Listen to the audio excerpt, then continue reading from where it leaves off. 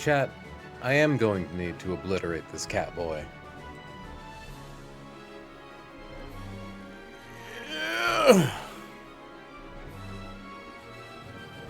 Look at him.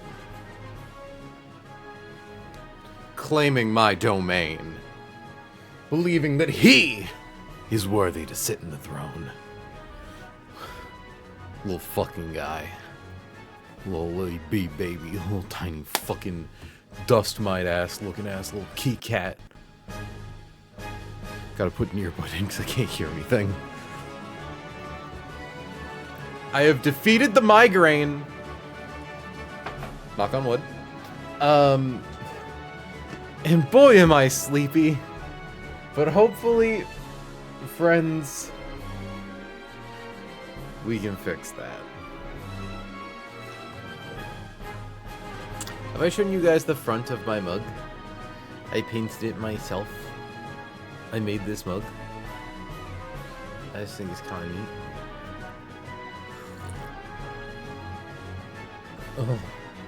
Oh, it's so warm and good. Folks, we spent yesterday trying to figure out Juan. And we figured out Juan.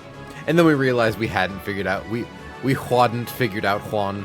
I mean, like, theoretically, as long as we won, like, 2 coin flips, our line worked perfectly fine.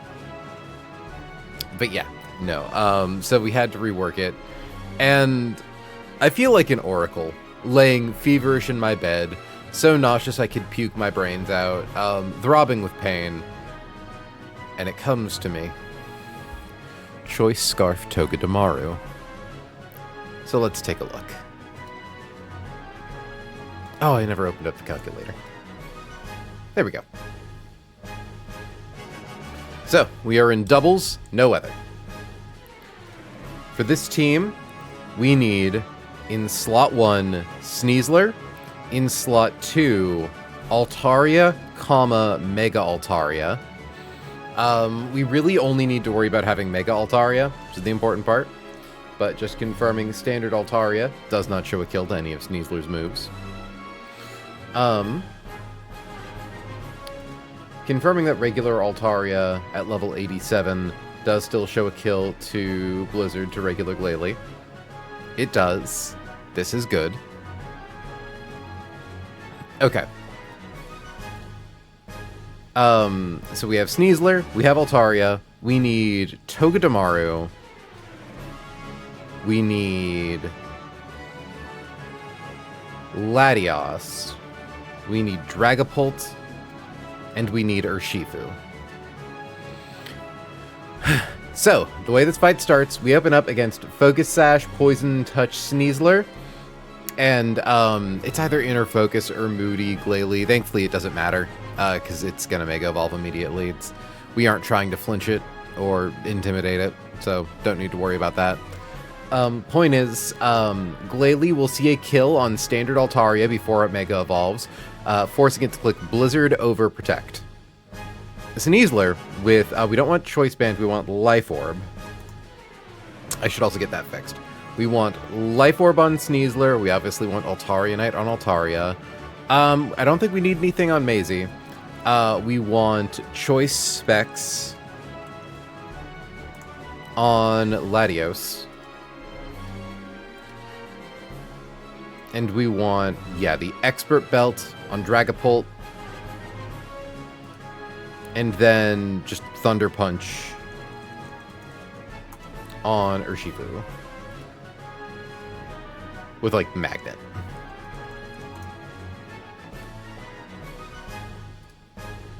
Okay. So, first things first. Sneasler doesn't see a kill on my Sneasler. Doesn't see a kill on my standard Altaria at level 87. For this reason, it just wants to go for Fake Out. I don't believe Icy Wind can be higher usage than Fake Out. I wonder. Because I know that there's, like, special double battle logic for stat-lowering moves, but I believe the lowest usage priority for Fake Out is +9. So let me just... Yeah, Fake Out is +9. And then Icy Wind.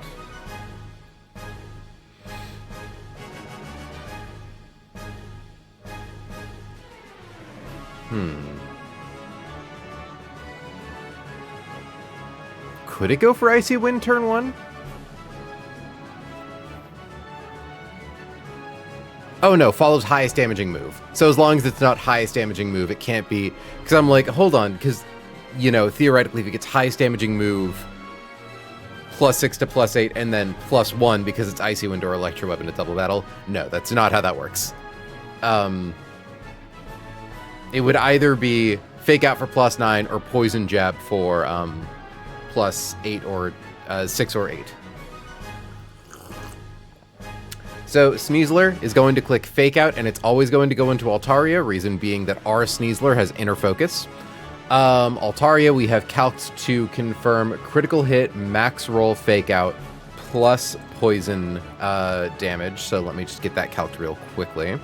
So 244 divided by 8 is 30. Second calculator.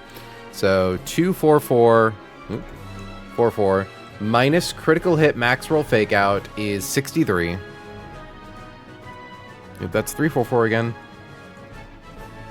So minus 63 comes out to 181, minus 30 comes out to 151 is the lowest possible HP Mega Altaria can have. Does not show a kill to Hydro Pump on Keldeo. Does not show a Hydro Pump to Dual Wing Beat on Salamence. That is 132, 66 times 2. Barely does not show a kill to Spirit Shackle on Basculegion. Always shows a kill to at least Glacial Lance on Glastrier. The other important thing is that taking...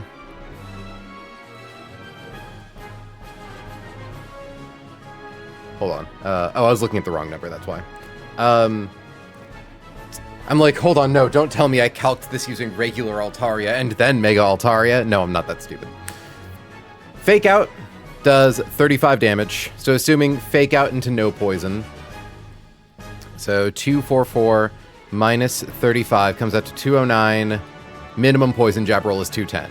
So we always take Fake Out, which always baits in Glastrier after Glalie dies, and then always baits Poison Jab as the follow-up attack into Altaria. Turn 1, Sneasler has Life Orb. Sneasler is going to use Brick Break to KO Mega Glalie. Sneasler loses 10% of its max HP, so it goes from 261 minus 26, comes out to 235. Against Sneasler, it does not see a kill with close combat. Glastrier could see a kill with high horsepower, but we outspeed Glastrier and we're going to kill it. So, Glastrier hits the field. It is Sneasler and Altaria. Oh, I said we didn't need 9M for Togedemaru. We need Choice Scarf. That's what we want. There we go. So, Sneasler is going to use Poison Jab on Altaria. We are going to swap Altaria to Sneasler to blank that damage, and our Sneasler is going to KO their Glastrier, just with a fast KO. Chilling Neigh, Assault Vest, Facade, Body Press, High Horsepower, Glacial Lance. Nothing can stop us from killing this thing. It KOs. Togedemaru is on the field. Togedemaru is faster than Keldeo. Togedemaru is faster than Salamence. Togedemaru is faster than Basculegion. So even though all three of those Pokemon see KOs, they just want to send in the first one that does in fact actually see the KO. In this case, Keldeo. Now this is why we need Choice Scarf. This is really silly. Because no matter what, we were originally planning on just clicking Spiky Shield with Togedemaru to show Keldeo a slow kill. Or a fast kill. And it would also show Sneasler a fast kill. But the problem we realized is that we are clicking Brick Break and Close Combat as our KO move on Glastrier, which means our defenses are each getting dropped by 1 and we're taking 2 chips of Life Orb damage, bringing us down to 209. Doesn't show a kill to Muddy Water, does show a kill to Hydro Pump. And for Sneasler, does show a kill to a good chunk of rolls of Close Combat, but not all of them. Very, very inconsistent. And also, Sneasler used Focus or Fake Out on Altaria earlier, so Altaria never actually got a chance to break Sneasler's Focus Sash. So, by bringing Togedemaru in with Choice Scarf, it is faster than Sneasler, and it is faster than Keldeo. Our Sneasler is slower than Sneasler, slower than Keldeo. By being faster than Keldeo, even though Keldeo sees a KO with Secret Sword, we know for a fact Keldeo is actually going to go for Hydro Pump onto our Sneasler. Which means we know where its attack is going, and we are going to use Fake Out on this Sneasler, who is Poison Touch, not Inner Focus, so we are able to flinch it, break its Focus Sash. So even though we are choice locked into Fake Out, so we only get the one turn of using a choice move, like, that's all we need, is to stop Sneasler from acting, so we know that whatever's going into this, so we know the moves that are happening is a water type attack into, or specifically a Hydro Pump going into the Sneasler slot. We are going to swap Sneasler for Latios. Sneasler taking critical hit, max roll Hydro Pump, takes at most 123. So 174 minus 123 comes out to 151. Which is obviously out of Hydro Pumping range, and barely out of Poison Jabbing range. Fucking barely, but it is. The reason this is good is because Togedemaru is now, Latios shows a kill to neither of them, Togedemaru shows a kill to both of them, so it doesn't matter that Togedemaru is faster, they just want to kill the thing they can kill. Sneasler sees a kill with Close Combat, Keldeo sees a kill with Secret Sword, they're about to both hit the Togedemaru slot with fighting type moves.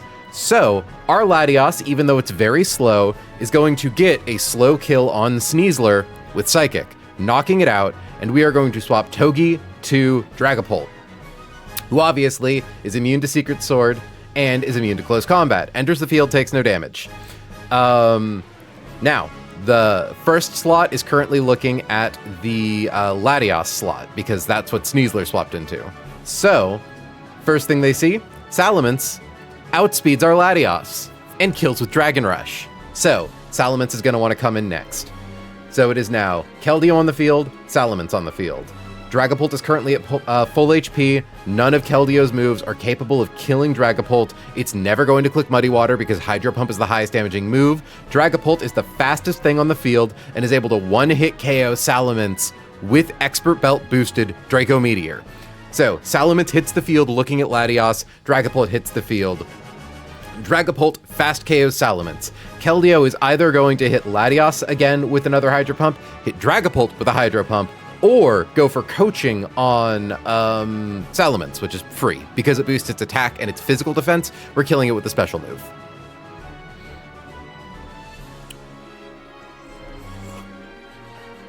So it doesn't matter that Latios here is slower than Keldeo. All we need is Choice Spec Psychic, which we already used Psychic on Sneasler, so we're already locked into it. Keldeo can't kill us, so we just eventually get the kill on it with Psychic. Blast Latios brings in Basculegion as the final Pokemon on their team. Basculegion sees potential KO on Latios with Spirit Shackle, potential KO with Aqua Tail if we got hit twice, maybe even Aqua Jet. But what we are going to do is Dragapult here is at -1 attack, -2 special attack.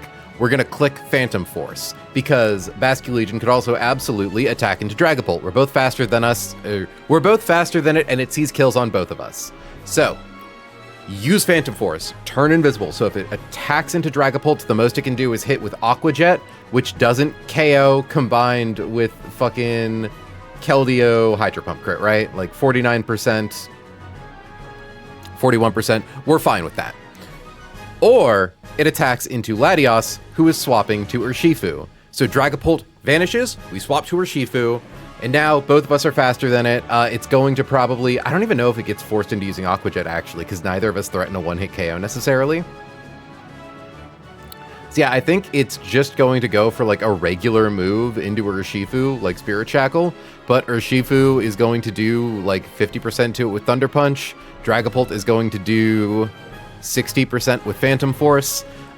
Even if it clicks Protect, it doesn't matter because Phantom Force bypasses Protect and Unseen Fist bypasses Protect, confirming that I am remembering this right.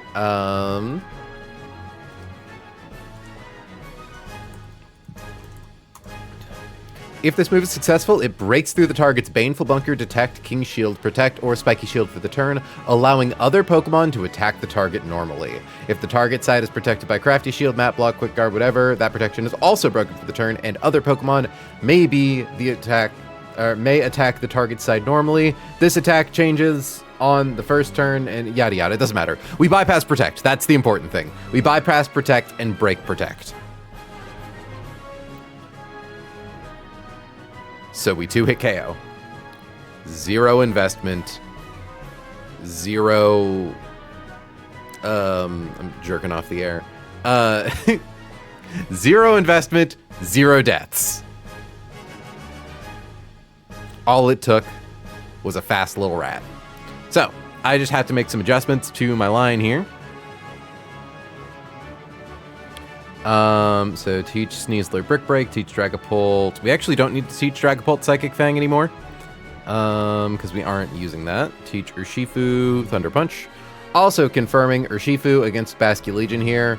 Were it to come in on a critical hit Spirit Shackle, that plus Aqua Jet doesn't kill. Obviously critical hit Aqua Tail into Aqua Jet doesn't kill. Really nice all around. It has adaptability in Water Gem. It's going to get 1 strong water move off.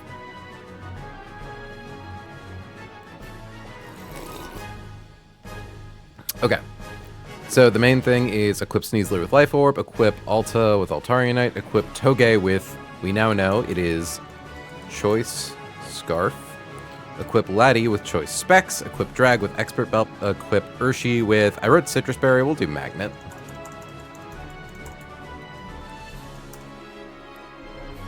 So open with Sneasler and Altaria, OHKO Glalie with Snee, Mega Evolve, Alta, and I'm sure you get flinched.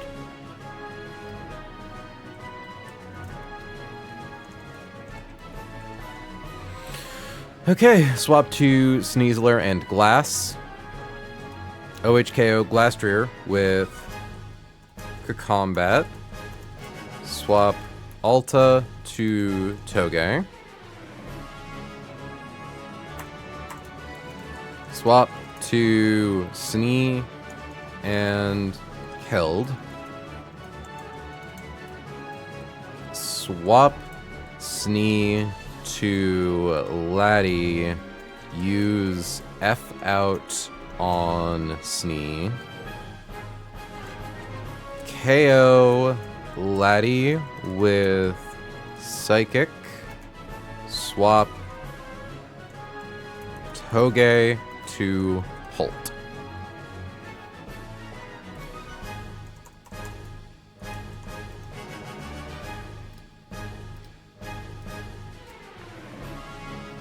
Okay, so KO Laddie, or not KO Laddie with Psychic, KO Snee with Psychic. And that fake out provides just a nice little utility of breaking the Focus Sash so we're able to KO their Sneasler. Also, really quickly, confirming that Latios can KO Sneasler with Psychic. Yeah. Also, no priority moves, and then you do have a priority move, but you're coming in last. Okay. So KO Snee with Psychic, swap Toge to Polt. Swap to Sala and Keld. OHKO Keld with Psychic. OHKO Sala with D Meteor. Swap to Basque. Swap. Hold on. Yeah, swap Laddie to Ursh. Use P Force. KO with T Punch. Land or hit with E-Force. 1, 2, 3, 4, 5, 6, 7 turns is all the final gym leader needs.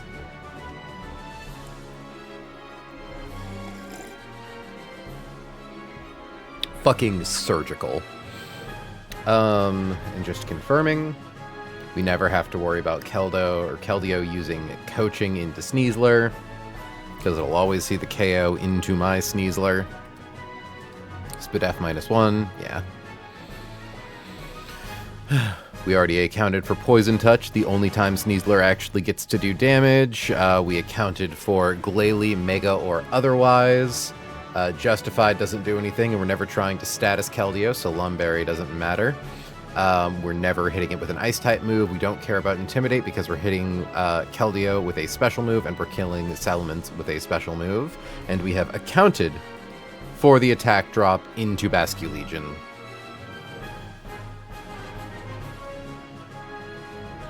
Yeah, it's good. It's really good. All right. Shit, man. It's pretty neat. We do, however, kind of need to go back and work on some shit. Because we have some fights that are kind of... like, our next fight is really easy, but it requires that we use a heart scale on the Salamence, and I really don't want to have to do that. So, let's walk it back to our enemy, Lady Daphne. So, out of curiosity, Latios, if you had dual wing beat, could you kill a Rabombi?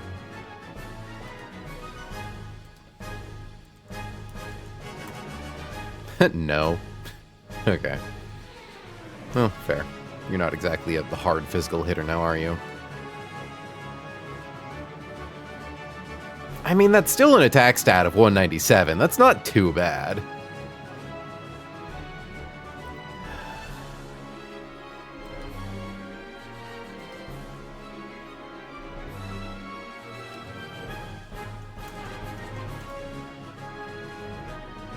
You need a choice scarf in order to outspeed.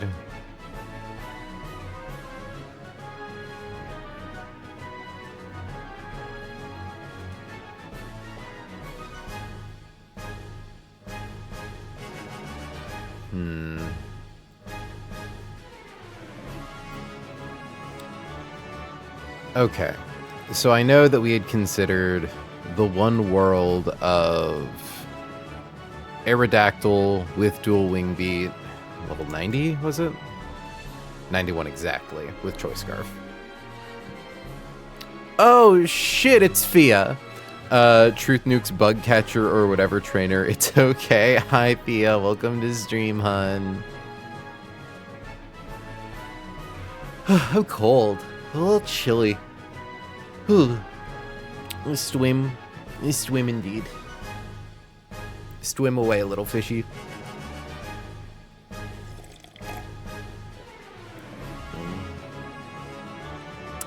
Maybe we listen to other music.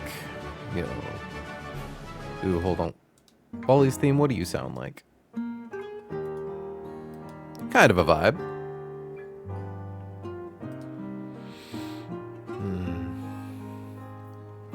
But yeah, okay, so let's assume Choice Scarf, Aerodactyl, killing Rabombi.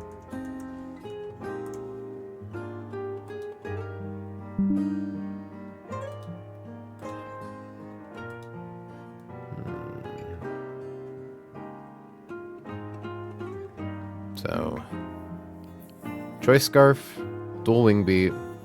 We KO, we outspeed everything, so we bait in Bruxish for liquidation. Because I'm just wondering, like, is there a way we can get more use out of Aerodactyl in this fight, right? Like, Aerodactyl, what can you learn?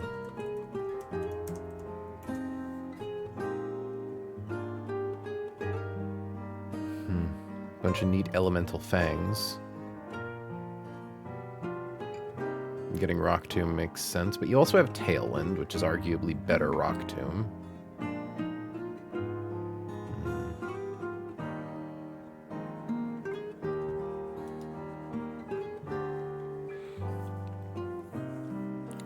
So, liquidation. Kind of crazy that Latios can just come in and kill this thing with choice specs.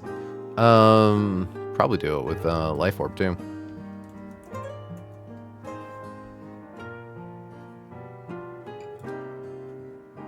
So I don't necessarily hate that. But...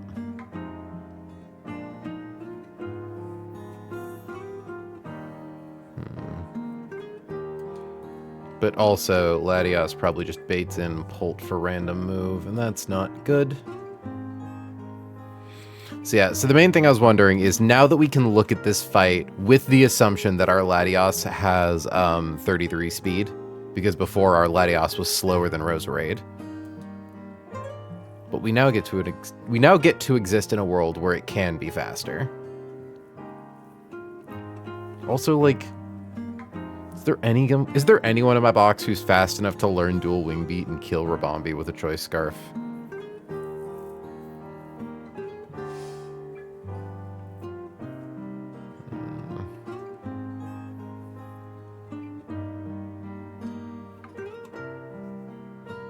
Because, like, Latios coming in on Grass Knot or Extra Sensory and killing Roserade is pretty cool.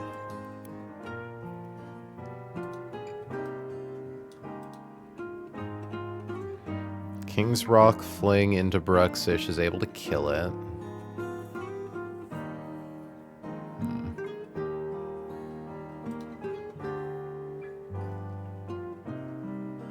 But we need to come in off of 0 damage if we want to be able to bait Rose for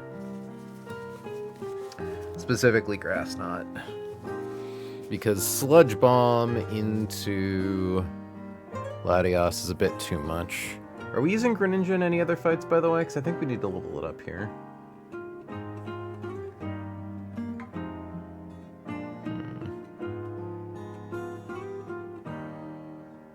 Beauties, Tiffany, and Olivia. Hold on. I know that fight uses Greninja. Does it care about Greninja's level?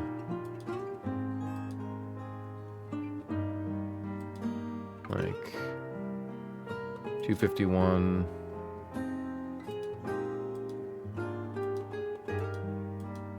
Okay, good. I don't think Greninja's level is relevant for this fight.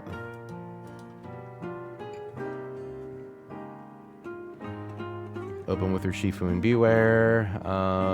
Yeah, I think we're just using Greninja here to be able to Flings Rock at Mr. Rhyme. It's like, we do need to be level 91 for that next fight. Yeah, doesn't affect anything with Mamoswine here.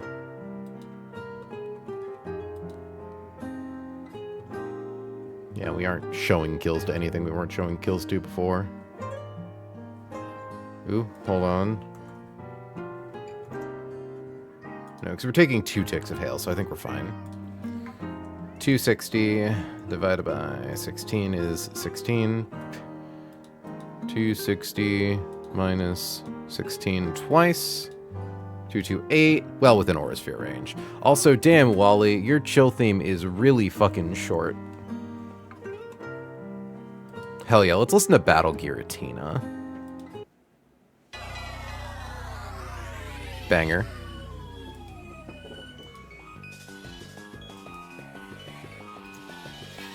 It's my wife. What's up, my wife? Probably 3 hour. What up?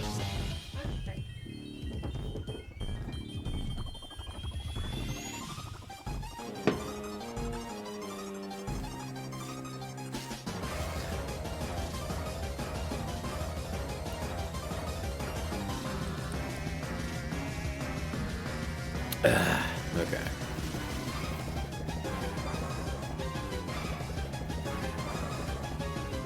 So, back to where we were.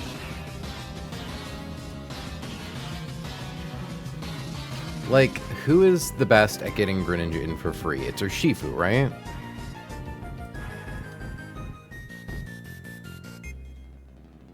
So, I'm going to... because I just don't know where else in this fight Aerodactyl would necessarily be useful, right? Yeah, I don't think it learns any moves that would help it, like, show a kill to Bruxish to stop it from coming in. We're not strong enough for that.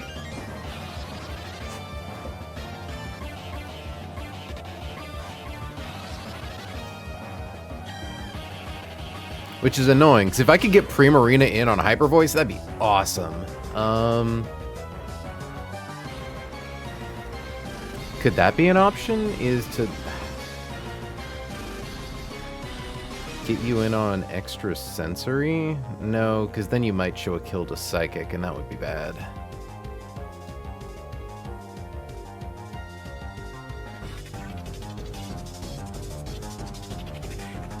Because, like, in theory, if we have something that's faster than everything on their team, like, we KO Bruxish second. So, let's assume we're doing the Excadrill option, right? Excadrill to beat Rabombi. In comes Bruxers,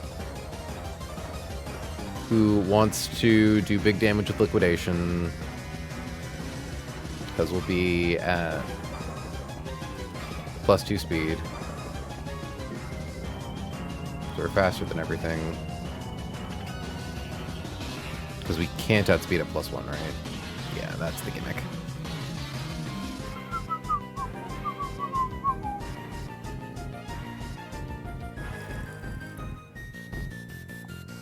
Okay. So we double rapid spin out Rabombi. Always baits in Bruxish, because Rabombi can never go for an attack turn 1. Wants to go for Liquidation.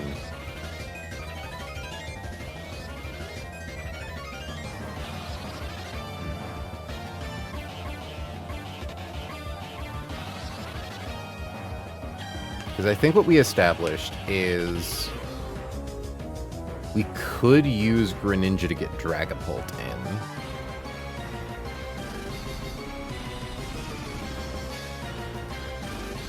At level 91. Because we get Dragapult in for just Dragon Darts, that's actually really good. But the problem is crit Liquidation into the defense drop is so much damage.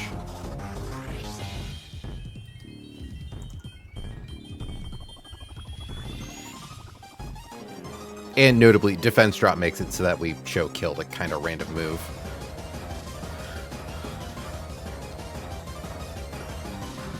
In theory, if we came in on Crunch, I don't even know if Crunch would do it. 260 minus 113 comes out to 147. Defense minus 1. Yeah, that's within Phantom Force and Aqua Tail range. Not like high into those ranges, but it is still there.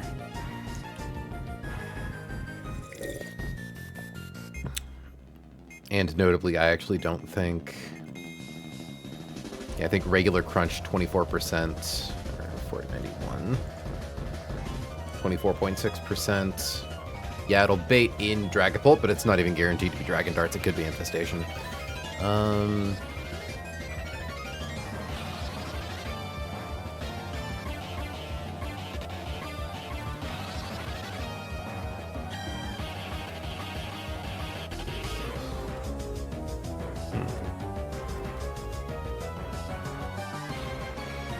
There's no use for, like, Choice Scarf or Choice Specs Greninja, right?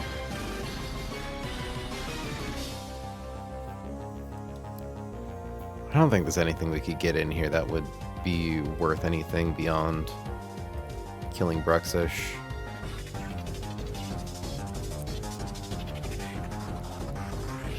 Yeah, okay. So... Bruxish...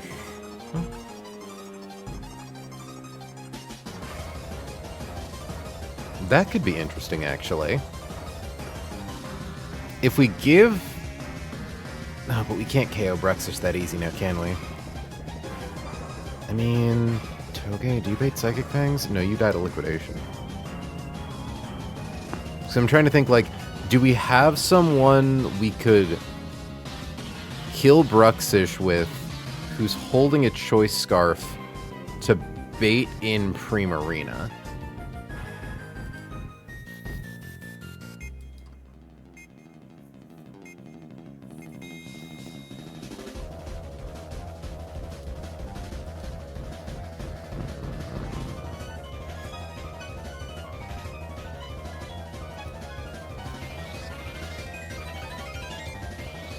Okay, so let's assume we use Choice Scarf, Dragapult.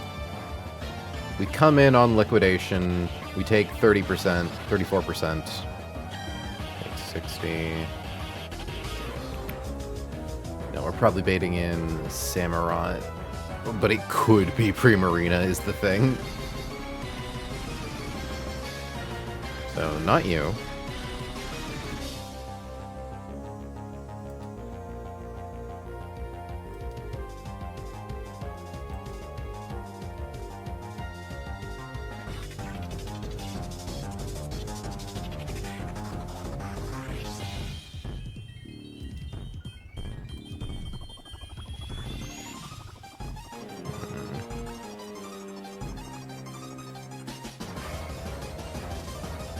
Gyarados is like always baiting a Roserade.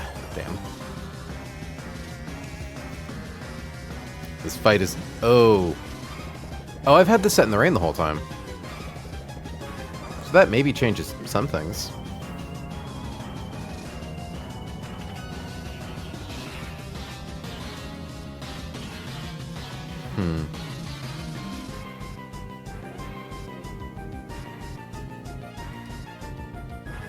We still died of liquidation. Some things are correct. I think it was because we tabbed over to that one fight and we passed over Bethany along the way. So on the way back, never mind.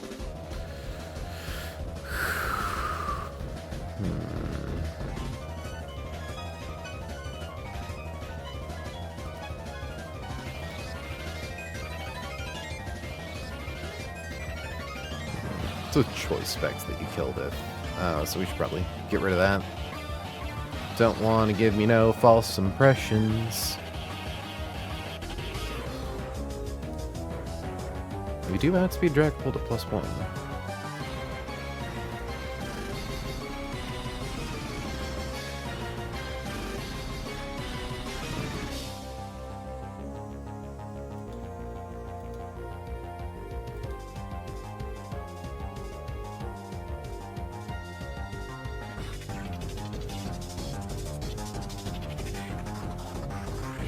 Basculegion.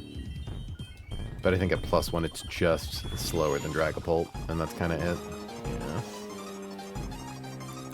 Liquidation defense drop would show kill to random move instead of just Phantom Force. I think we've looked at this one a few times. Life would be so much easier if my Dragapult was Clear Body. If I won just a single coin flip. A single more coin flips.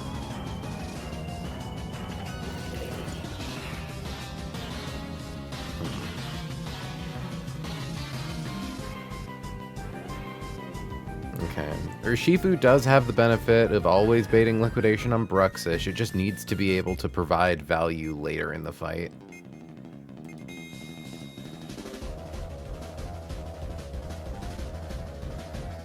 Does Secret Sword really do more damage to Urshifu than Knockoff? That's crazy. And potentially very useful, because it means that in theory we could give Urshifu... Because does Brick Break 2 hit KO? Does 37%, and then without Shopple Berry, it does 74%. So Brick Break 2 hit KOs, which means we can, in theory, give Urshifu like a Citrus Berry. Especially if we could get it to come in on Sacred Sword. Because, like, okay, let's look at Urshifu, Citrus Berry. And let's just look at some numbers. Let's see... Get hit by 77, so 304 minus 77 comes out to 227, and then assuming we can come in on Sacred Sword for 111, 116. Yeah, we live 2 of those. One on the swap in, one on the first hit, and then we outspeed, get the KO. And then Citrus Berry even heals us. We don't actually even need Citrus Berry necessarily. This is good. Now, let's assume we took that one hit and then we came in on, like, liquidation. Hell, if we came in on knockoff, we'd be good, right? Like, this is actually really interesting because this could make a lot of things a lot easier. Because it means that we know that we can use Arc Greninja for, Brux. So we come in on liquidation, we take 77. So 304 minus 77 comes up to 227. And then we come in against Samurott. So the fun thing with Samurott, or with liquidation, is the defense drop, right? So let's assume 227. We come in on liquidation. We lose 78 HP. We go down to 149. And then our defense drops by 1. Highest damaging move at that point would be knockoff. It does a max of 135, which we do live. Even with the citrus berry. Yeah, I think we live all permutations of Urshifu coming in on... Like, hell, even if it came in on, like, Sword Stance, right? So let's plus 78. So we're at 227 from getting hit by critical hit max roll liquidation on Bruxish. So assuming we come in on Sword Stance, attack plus 2, critical hit Sacred Sword, does 220? We have 227. Yes, we always love that. Okay. Urshifu can beat Samurott. This is really good. And can be a pivot on Bruxish. So Excadrill brings in Bruxish on liquidation, swap to Urshifu, who always baits Psychic Fangs, or potentially Sword Stance, but Sword Stance is just fine, into Greninja, who KOs Bruxish, baits in Roserade, always for Grass Knot, because we're 1 level higher, so we won't actually bait Sludge Bomb. Which means we have a lot of options. So if we... So a reminder that Roserade is going to take a little bit of Life Orb Chip, so Psychic on Latios does kill it. Which now has me thinking... If we gave Latios Choice Scarf, right, to go even further beyond, it would threaten a KO on Dragapult. Which is like, is there anyone I can use to beat Roserade who baits in Pult for Aqua Tail, right?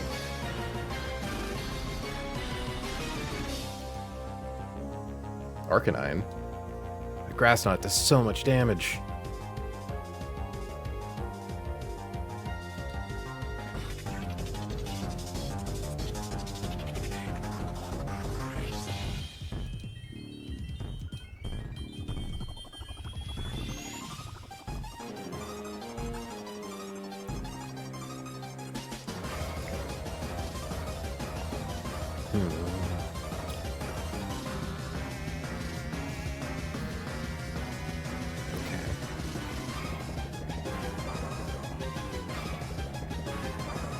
What happens if we just try to beat past Roserade with Corviknight? 56%. So that's pretty interesting. If we were to beat Roserade with Corviknight, we always bait in Primarina next. However, we aren't able to stop Primarina from using Calm Mind, which isn't good.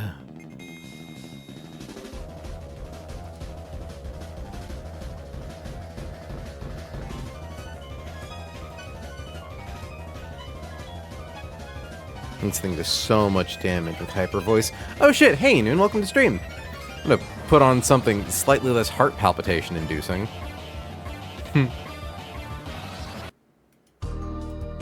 There we go. Something slightly chiller. How you doing, hon? Deepen the aches and pains?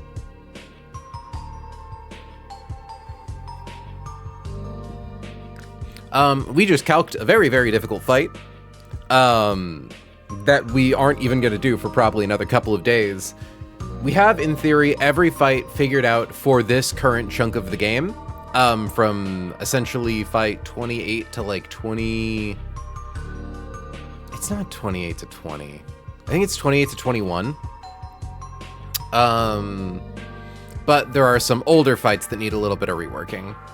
But once I can get this one figured out, and even then, I can technically run this fight as it currently is. It just requires me to use a heart scale, and I don't want to do that because I'm using it on a thing that I don't want to waste that on. So I'm hoping for the best. Mintmod, could I be a nightmare? Could I be a nightmare, little demon you hate? She can't even hear me. She's locked in. So I think we established before, Choice Scarf Dragonite beats Roserade and always gets Dragapult in for darts. Because we're slower than Pult, we'll always have taken enough damage to show it a kill with darts. Yeah. we're faster than Samurott and Prim.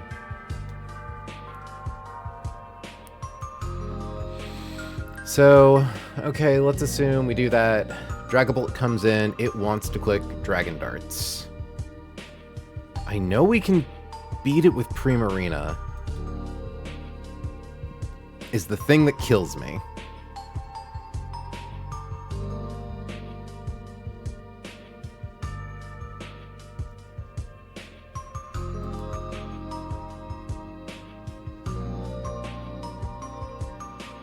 Because, like, we can't beat it this way with Audino. If we could come in... Well, even then, Audino kind of fucks up Prim, right? Like, what we would love is to beat Dragapult with something that baits in Samurott next. Because I think... Yeah, Urshifu's really good at stopping Primarina from clicking Calm Mind just because it sees kills on everything. So... Is there anything that can get Dragapult in on Phantom Force?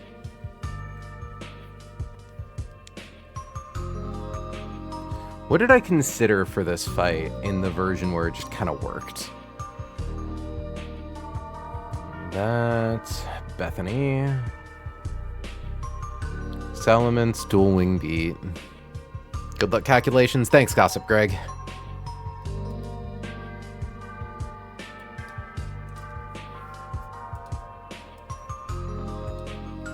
Was it that 31 speed? Yeah, it threatened a fast kill on Dragapult. Curse you, Salamence. Curse you for being too good. Dragapult, you don't have anything that kills this Roserade. You don't have a way to do... I mean, Psychic Fangs?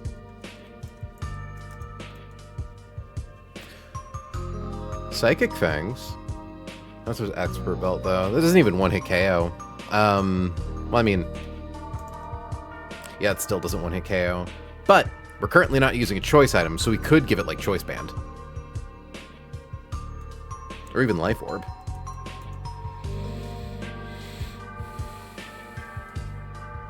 No, we need specifically Scarf to keep Pult out. And to get Prim in on D-Kiss.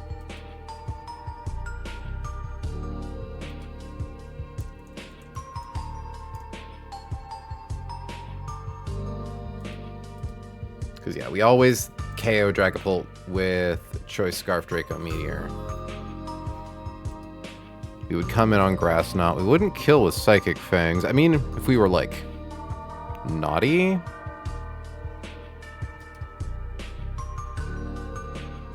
That doesn't even kill. Pult, what's your hidden power? Ghost. Unhelpful.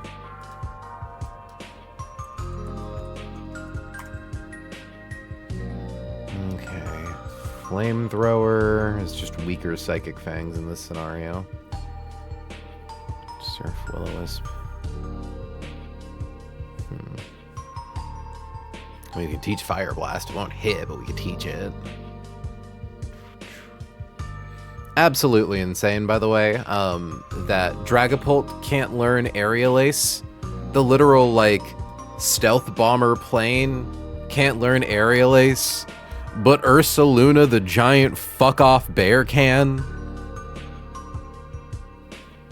Tactical bear, incoming.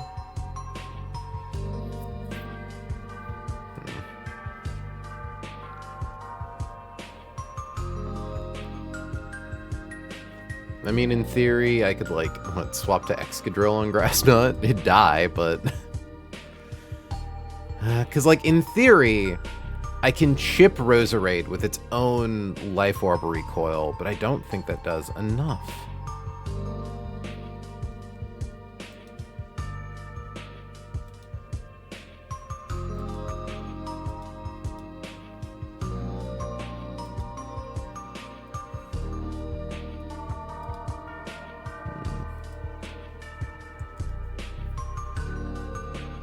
Macantonize Salamence is at the very least... really good at winning the Roserade matchup, right?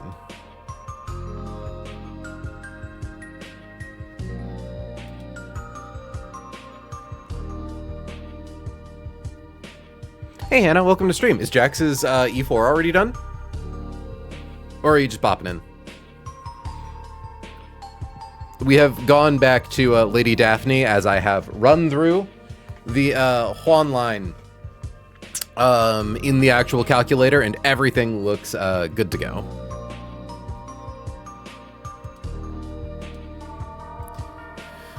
Mint Mod, would you kill me if I asked for a favor? She can't hear me still. Stressed watching Jax E4. Recooking is in progress mid E4? Jax, what did he do? What did he fuck up? How early did he fuck up? Wait. No fucking way. I'm sorry, I'm pausing Deltarune. You guys are gonna hear Jax's chat real quick, because I just need to see what's happening. Oh damn, 130 viewers. Oh, god damn it, that's an ad. Assumed Latios learned flamethrower. It doesn't. Oh my god. Oh my god. That's so bad. Which is kind of insane. Like, the amount of coverage Latios gets is fucking absurd. So at what point did we need to do the recook? Oh, I think I see Glacia team. Oh, that's so early. Oh, that's so early. So Abomasnow comes in and Hold on. Earth Power into Sneasler. So then on this turn, Primarina flip turns Magearna. If I open this and then if I put this up here, because now I need to see what's happening. On Earth Power. And then Latios was supposed to one-shot. Hold on, I just need to. Abomasnow with Flamethrower. Expert Belt Flamethrower.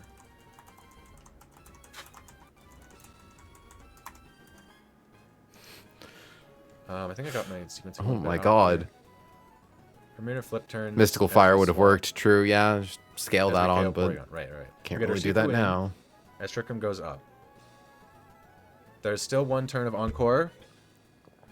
Jax is so fucking good at this shit, by the way, chat. Like, Magearna like you should go. I mean, I'd say you should go watch Jax, but Jax is literally about to finish his run, so like. As I swap Sneasler to Latios on Earth Power. Trickum goes down, Encore ends, and I have a double kill. With Latios Flamethrower on... I can't just leave this open and looking at it, but like... And Urshifu CC on -1. Sideways for a second. I thought it was oh. Sweetie Pie? You just enter the moves. Will you kill me if I ask for water? a little bit. Okay. So I get a double kill. Calyrex downstairs. Come in, and with Expert Belt Draco... I can't just leave that open. I gotta actually like do my own shit, but oh my god. You know, what are you chumps doing in here right now when you should be looking at LM Jax about to make it onto the fucking sheet? I believe in this tier too. Daft Cook going well though. I have realized some interesting Daphne tech, namely that we can use Urshifu to pivot Greninja in on Psychic Fangs on Bruxish, and it always beats Samurott in the 1v1 using Brick Break. It can literally come in on any move, Secret Sword, Knockoff, Liquidation, or Swords Dance, and then live the follow-up secondary move. So that's really nice. Part of my problem before was using Urshifu as the pivot to get Greninja in against Bruxish and then kind of not having any use for it afterwards. It's truly our biggest issue is Primarina. It's really, really difficult to get... Hold on, Basque Legion, why are you showing blue? Is it because of fucking Surging Strikes? I like that you're willing to pretend that you can kill this thing with Poltergeist. That being said, actually, Basque Legion does kind of come in on Primarina. Does Basque Legion beat Primarina? Wait. Wait, hold on. Wait. I don't... Critical hit Psychic into Spadef drop. I think there's a situation where like Basque Legion dies if we get unlucky, but the highest damage move is always Psychic. It's never Draining Kiss, so we don't need to worry about it healing off the damage. Well, that's funny. Because like, yeah, if we come in on Calm Mind, that's an immediate win, right? And if we come in on Hyper Voice, that's an immediate win. I think we might have accidentally solved Daphne. Thank you so much. I have the fucking Spam Bowl taste in the back of my mouth and I can't get rid of it. And I love that. I love that food, but I'm trying to drink my sweet, sweet coffee.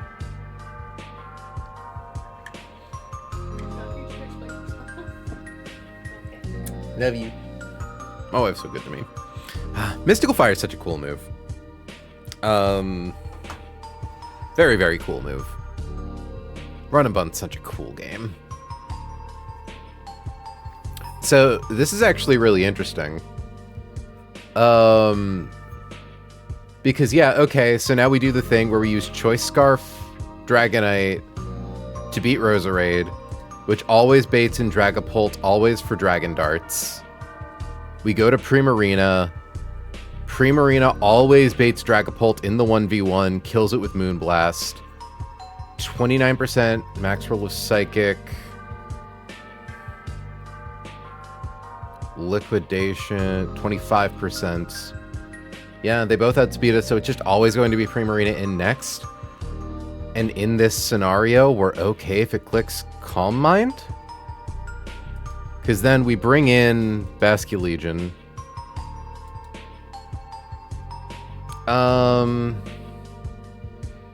Yeah, so I guess there's fiction where Basculegion could die, but it doesn't lose us the run, right? Because Basculegion always gets off at least one Poltergeist for 59%. Unless, can we give it an Assault Vest? I don't think so, because we need the spell tag to be able to 2-hit KO, right? I mean, barely. Is it double min roll fails this? Or, so 138 plus 136 comes up to 274. It would need to be literally double min roll. Though Draining Kiss 64%. It would potentially make Draining Kiss a usable move. Worth noting.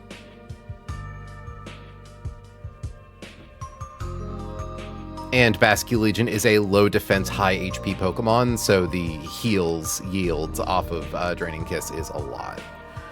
But also, like, I don't know, I think we always win, right? Because that's 33% max roll, and then Spadef goes to -1, and then we take at most 50%. And then we kill it. And it doesn't matter if it uses Draining Kiss, because Draining Kiss is just objectively weaker than Psychic.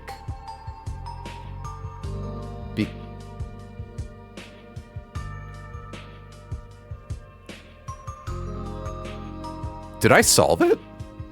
Because, okay, we beat Primarina, and as we established,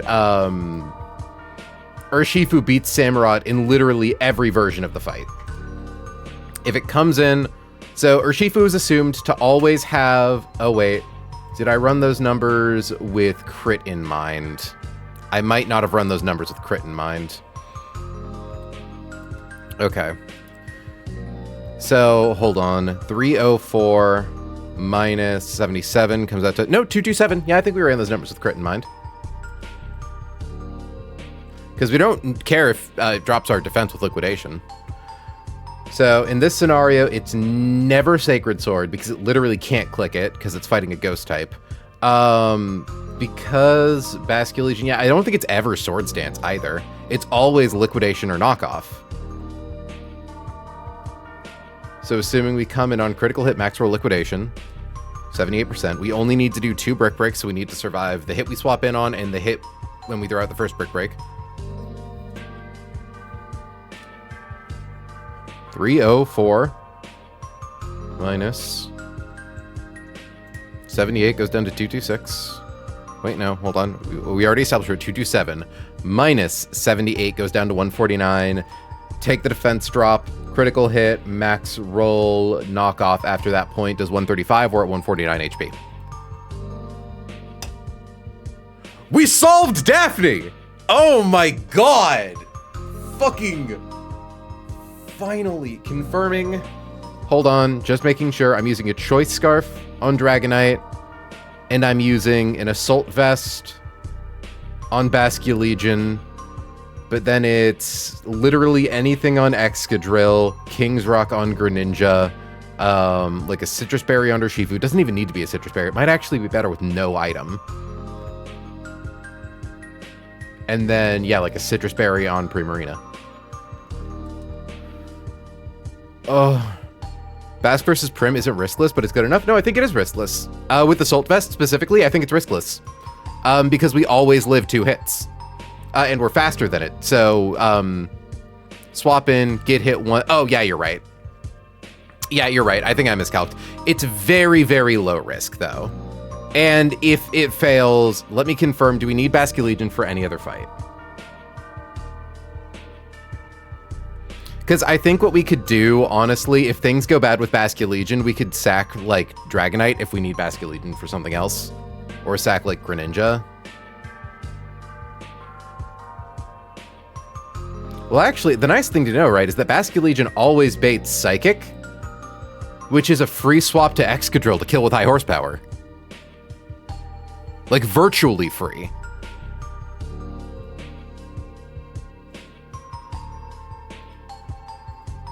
Like, yeah, no, I think it's really good.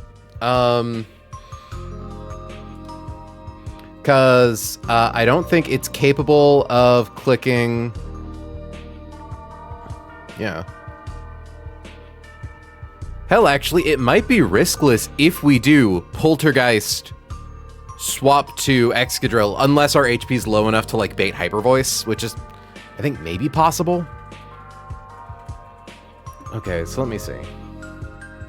So we're currently on Bethany. So Daphne, Bethany, Barrascuda, Armaldo, Urshifu, Electric, Latios. I don't think...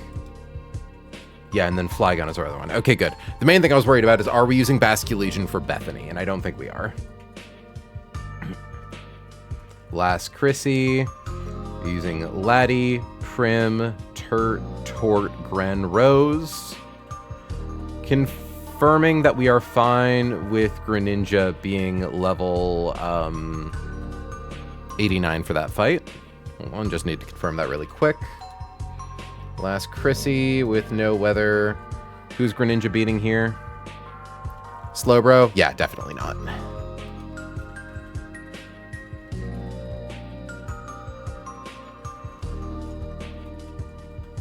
But yeah, no, it's like, for Bask versus Prim to go wrong, we need to, like, swap in on Psychic and take a crit and a Spadef drop, like, twice, right? Like, it can't click Calm Mind once Bask hits the field, so it can only ever click it once. I think if it clicks Calm Mind the first time, it's an immediate win.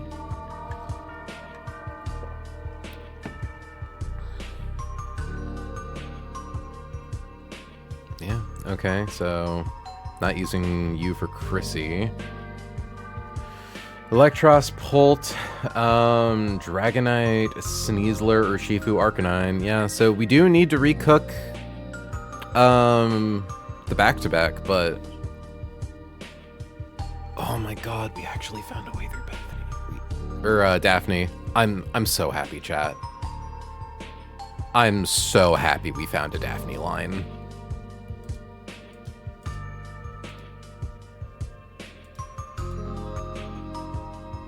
That's a real accomplishment for me. This is maybe the fight that's taken the single longest to cook for the entire gym for no reason. Oh my god. And all of that, mind you, all of that completely accidental, because I clicked on Urshifu and it gave me the little glowy light for Basculegion because it made me think that Poltergeist was always a crit.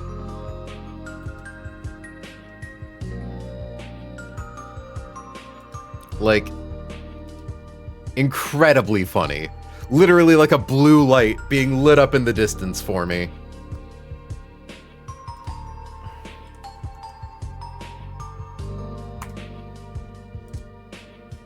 Yeah, those odds are so good.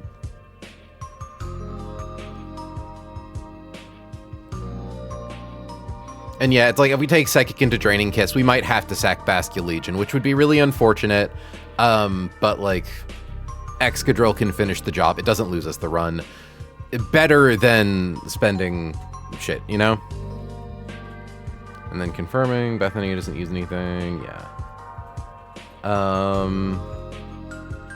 Tiffany and Olivia, Urshifu and Beware. Greninja, so Urshifu, Beware, Greninja. Arcanine, Laddie. That's right, and that's just a 5-guy line. So, yeah, good. Bascule Legion isn't needed anywhere else in the run. I'm gonna crack open Twitch again real quick, see how Jax is doing.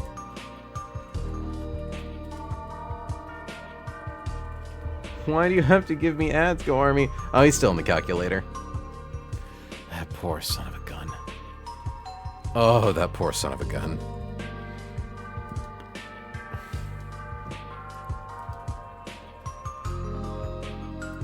But yeah, I'm just gonna post about this in Discord real quick. Look, I know it's really cool and exciting that Jax is literally recalcing mid E4, but I finally found a no scale line for Poke or for Lady Daphne, and frankly, I think you all should be very proud of me for that. Nod.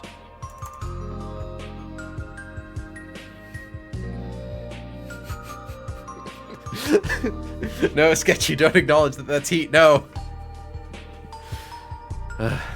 Okay, now I just gotta write it down, right?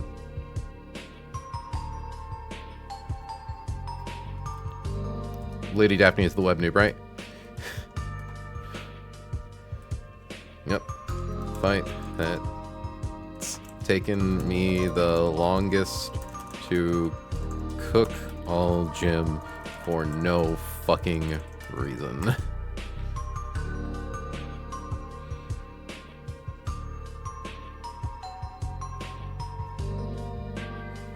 Went back to give it another look after calcing rest of the gym. Took more effort than Juan. Dude, I love Run and Bun because you'll just randomly find a trainer who hardwalls you for no fucking reason. This game needs prio hazards, TBH. Fuck you, Sketchy. Fuck you. For context, the current hotness, Platinum Kaizo, has, I believe all hazards are priority moves. And I don't think you get access to any, but your opponents do. So, yeah, fuck that.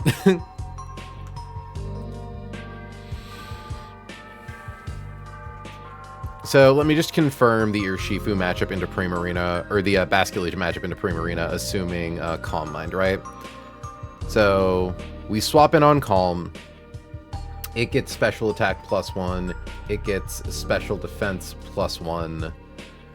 Turn 1, we hit it fast with Poltergeist. It hits us with Psychic. We take fucking 169. 343 minus 169 comes out to 174.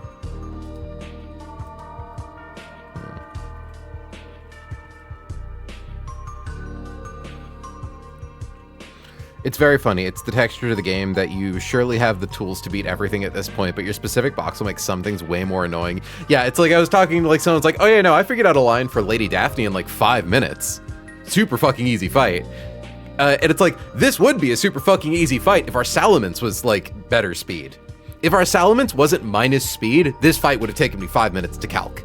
It's literally like the freest domino chain of all time. Yeah. Though, we hit it with Poltergeist.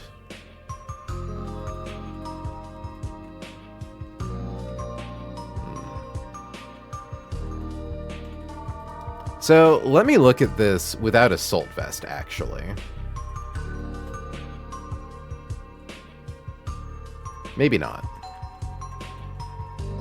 Yeah, I don't think it's awkward.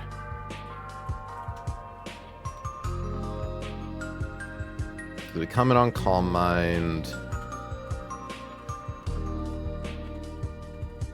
We hit with Poltergeist.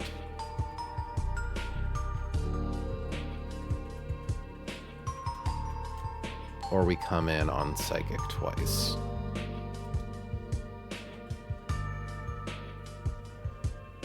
No, I think we want the Assault Vest line. Because yeah, if Basque Legion dies, it gets Excadrill in for free to kill with high horsepower, right?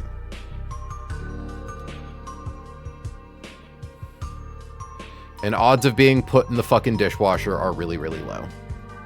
And out of curiosity, if we're Assault Vest, but then it gets a +1 to its special attack, does it then take Draining Kiss off the field? It does. Okay, nice. So yeah, as soon as we are in any situation where things start to get kind of scary, i.e. it boosts its special attack or it drops our special defense, it no longer has the ability to click Draining Kiss, so we don't need to worry about it healing itself into oblivion.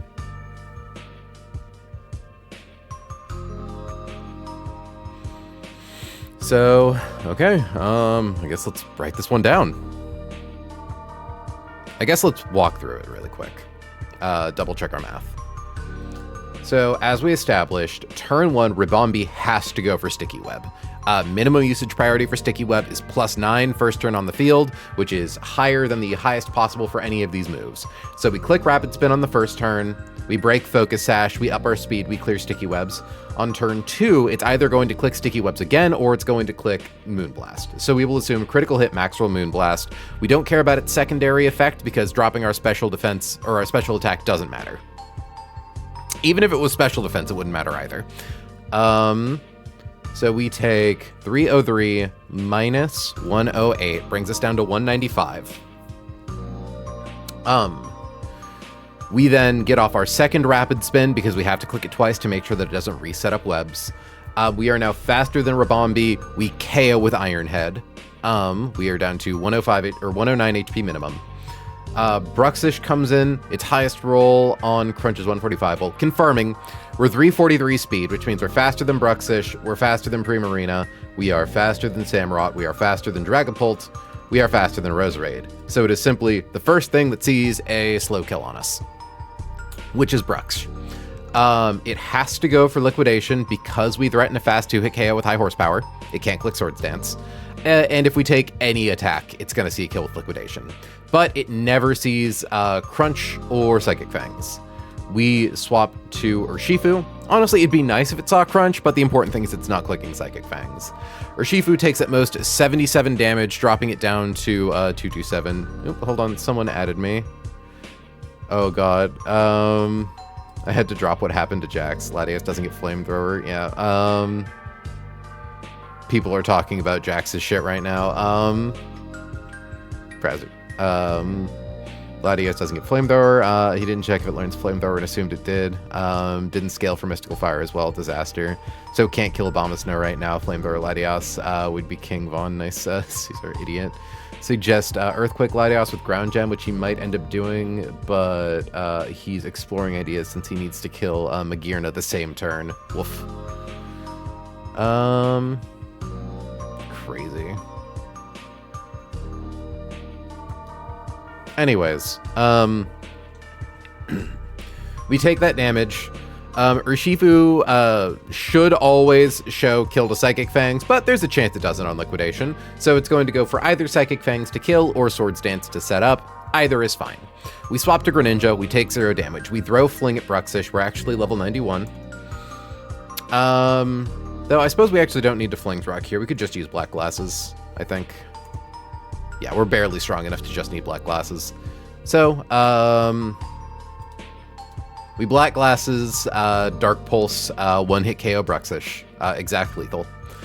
At that point, Primarina does not see a kill, Samurott does not see a kill, Dragapult does not see a kill, Dragapult even sees that we kill it. Roserade does see a kill with Grass Knot and only Grass Knot because we took no damage. We have to be level 91 to not show a range to Sludge Bomb. So it goes for Grass Knot. We swap to Dragonite, who takes Grass Knot. Fine. Dragonite here has a Choice Scarf. 267 makes it faster than Roserade. Because we always die to Grass Knot, we don't have to worry about Sleep Powder. So we come in on the Knot. We take at most 90 damage. 274 minus 90 brings us down to 184. We then fast KO Roserade with Dual Wing Beat. Highest roll on Samurott Knockoff is 133, does not show a kill. Highest roll on Primarina Draining Kiss is 158, does not show a kill. Highest roll on Dragapult, Dragon Darts, does absolutely show a kill, multiply this by 2. But notably, doesn't see a kill with Phantom Force. So it always sees a kill with Darts, never a kill with Force, so we know it's not going to click Infestation. So Pult comes in to try to kill us with Darts. We swap to Primarina, who takes no damage. Pult is going to go for Phantom Force. Fine. We're gonna get it with Moonblast. Gonna blast it to the moon. Oh! I think Primarina... Okay, so the fun thing is, assuming we don't get crit by Phantom Force, Basculegion's perfectly safe, actually, I just realized. Because if we give Primarina Citrus Berry, we one-hit KO Dragapult with Moonblast. Draining Kiss is too inconsistent. We live Phantom Force, proc Citrus Berry. Assuming we don't get crit. When Primarina comes in, we can flip turn off of it instead of just raw swapping. If we get crit by Phantom Force, our HP is low enough to where we... potentially even get killed by non-crit psychics, so we have to hard swap. But if we don't have to, we can flip turn to get the free extra little bit of percent. That should hopefully put us over the line. Point is, we beat Dragapult, in comes other Primarina. We either flip turn to or hard swap to Basculegion, who has the Assault Vest. Primarina here has the Keba Berry, so we never have to worry about it accidentally using that. Keba Berry, I believe, is the Poison Berry. Has damage taken from a super effective poison type attack.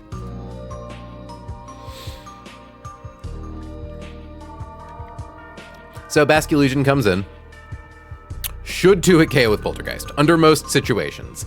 We would need to get really fucking unlucky to fail to 2-hit KO with Poltergeist. But it's possible. And in that scenario, Excadrill can come in to sink the KO, or honestly, so can Urshifu probably. Yeah, Urshifu can probably just come in and land like the last little bit of damage with like Surging Strikes or something.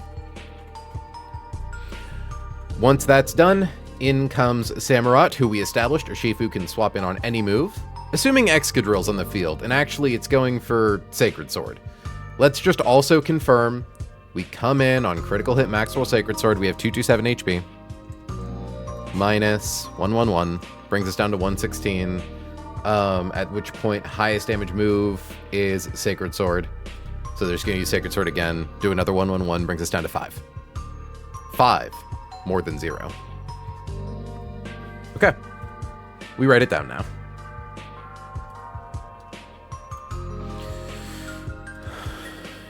Chat, I'm so happy for this one. I'm so happy to get this one done. I'm sad that we don't get to use Audino to beat Dragapult. I thought that was really cool tech, that it always wins the 1v1 if it can come in on the right move. But, like, this is still pretty cool. Okay. Equip Exca with Soft Sand. Soft Sand. Soft Sad. There we go. Soft Sand. Equip Ursh with Citrus Berry, which is kind of unnecessary. But we don't want to have like a valuable held item, so Citrus Berry is better than like nothing. Because we take so little damage from boosted knockoff, it kind of doesn't matter. Equip Gren with Black Glasses. Equip Drag with Choice Scarf. Equip Prim with Citrus Berry. Equip Bask with Assault Vest. Assault Vest. Keck W. How many guys on this team have fucking damage reducing berries? Tanga, Kaba, Choppel, and then Power Urban Life Orb. Yeah. Fucking crazy, man.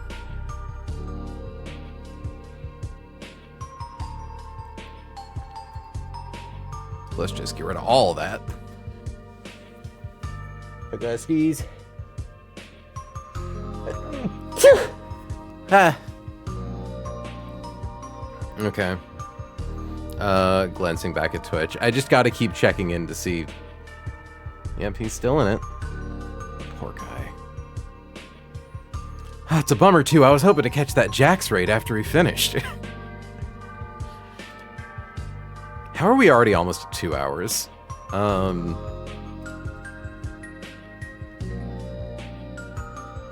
Sorry, I have to also keep checking back at Discord to see the current gossip about it. Also, GS favorite, if I recall correctly, which is cute. It's quite annoying. Originally it was Golisopod, but then had nothing for Crobat and worked out Golly. Aw. Katie, change your favorite Tertiary Dark. Okay, I can't keep reading shit with no context for you dweebs. Okay, open with Exca. Use R, spin twice, KO with I, head. Swap to Brux. Swap to Ursh. Swap to Gren. OHKO with the Pulse. Swap to Rose. Swap to Drag. 2-hit KO with D Wing Beat. Swap to Holt. Swap to Prim. OHKO with Moon Blast. Or with. Remember your annotations, April. M-Blast. Swap to Prim. If safe, F, turn to Bask. Otherwise, hard swap to Bask.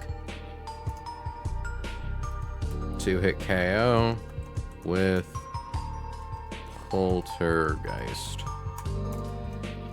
Swap to Samu. Samurot's ability is just fucking shell armor, right? Yeah. Gotta be conscientious of all these abilities, make sure there's nothing that's gonna gimmick me.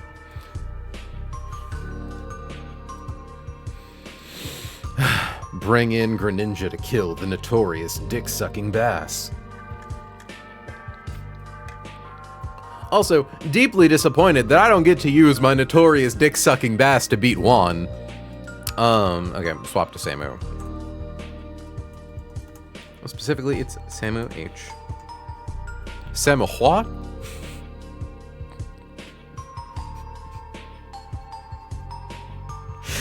Sorry, that got me. Bobby, can you give me that Samu what? Swap to Ursh. 2-hit KO with a B-break.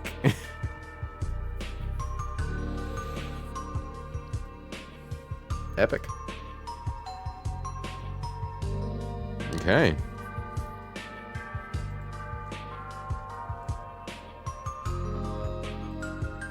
I can't believe we figured that out.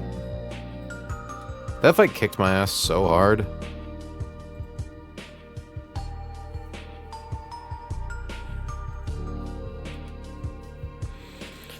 So, now all that's left is to rework out the double battle here, the back-to-back. That being said, I need to pee, so I'll be back in just a sec.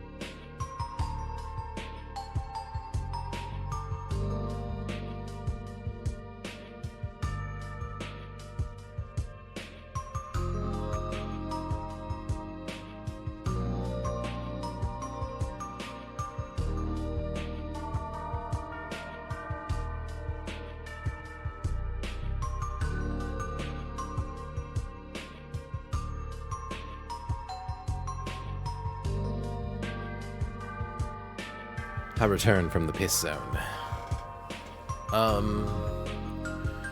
Though honestly, I might need to get a little more, like, meds. Because fucking... I'm much better than yesterday. But I'm still a little... you know? Been worse, been better. He's still cooking. He's still cooking away. Just keep glancing over. Got something other than Chill Shop.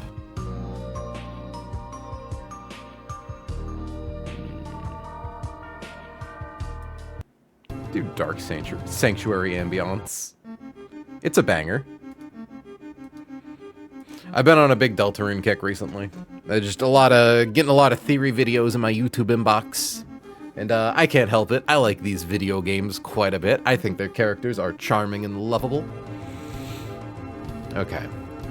So, the interesting thing about this fight is that we now kind of know that we can, in theory, 2v5 the back half of it.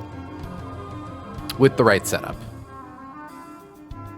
Which means, and notably, we planned on bringing a suicide lead initially, right? We planned on bringing Electros and then letting it die. So that means that in theory, we actually kind of have a flex slot. To help us finagle a version of the first fight that works. Because specifically in the second fight, we need Sneasler and we need Arcanine, and those aren't required at all for the first fight. Which I think kind of gets us enough momentum to do some interesting stuff. So first things first, I like the idea of, did I plan on... So the thing is, if we just accept that Stealth Rocks are going to exist for this fight, that's fine. That's kind of really good. Well, it's not good, but we accepted in our previous version of the fight that Stealth Rocks are going to exist, right? Because we had Electros, 2-hit KO Kabutops, to then Sui lead to Gothitelle.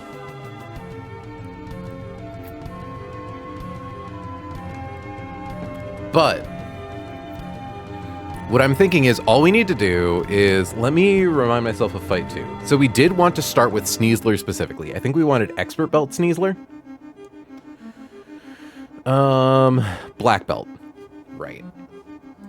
Because we need the raw damage boost without being locked into just CC. So the important thing though is that, yeah, we bait less damage from Kabutops overall. So we want Black Belt Sneasler. And then in theory, a raw swap to Urshifu with Life Orb. We have some variant, because this way we're able to just lead with Sneasler for the second fight.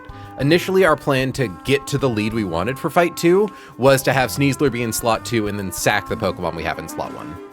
And then at some point we wanted, I think, Choice Scarf Arcanine, right? Arcanine with Choice Scarf, yeah.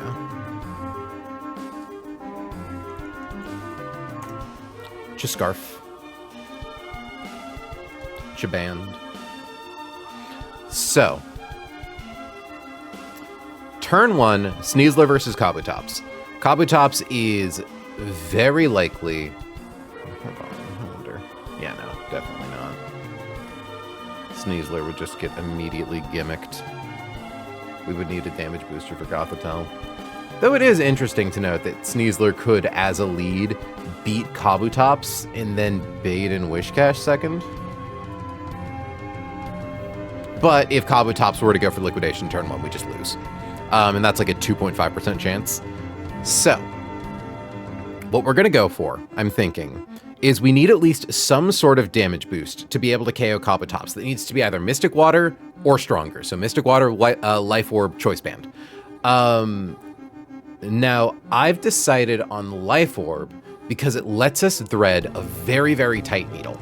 So Urshifu swaps in on Kabutops. Under most situations, it's swapping in on Stealth Rocks, but it's not taking the damage because Urshifu is immune, swaps in before the rocks go up. But there is also a chance it takes Liquidation. Thankfully, Liquidation dropping its defenses shouldn't actually matter, and getting hit by an attack might actually be kind of an upside. So the main thing is that Kabutops here has weak armor and focus sash. Surging Strikes hits 3 times. Weak armor drops its defense each time. So the first hit of Surging Strikes does 60. Hold on. 60 plus defense minus 1. 87 plus defense minus 2. 118. 265, 233 HP. We always kill with Surging Strikes. It's a very fun little tech. Now, the reason that we're using Life Orb instead of like Mystic Water, because we could do this with Mystic Water. I believe it works all the same. But why use the item that chips away at our HP as well? And that's because at 304 minus 30, we are at 274 HP. You might note that we always show Gothitelle here a kill with Psychic, and we can't give Urshifu Shed Shell for obvious reasons. But what we can do is, by taking that little bit of damage, we actually show a Selgor a fast kill with Energy Ball, because it now sees that the top end of Energy Ball 289, 207 or 270, it's, even though we threaten it with a kill with Surging Strikes, it wants to try to kill us with Energy Ball. Now, in all likelihood, it actually probably just tries to set up spikes. I do need to check to see if it's possible that we take so much damage we accidentally bait Focus Blast, but I don't think that matters. And thankfully, all of Selgor's attacks are special attacks, so a defense drop from Liquidation doesn't change anything. And the nice thing about getting hit by Liquidation on the switch-in means that Stealth Rocks aren't up, which makes the rest of the fight easier in its own way, right? So, 304 minus 79 brings us down to 225. A Selgor always sees a fast kill with Energy Ball, which means it never sets up spikes. But notably, likely to go for, or not likely to go for Focus Blast. Can never go for Focus Blast. Very important. So it's going to go for either EB or spikes. Now, this is where we're kind of changing up the plan that we had before. In what way? I don't really know yet.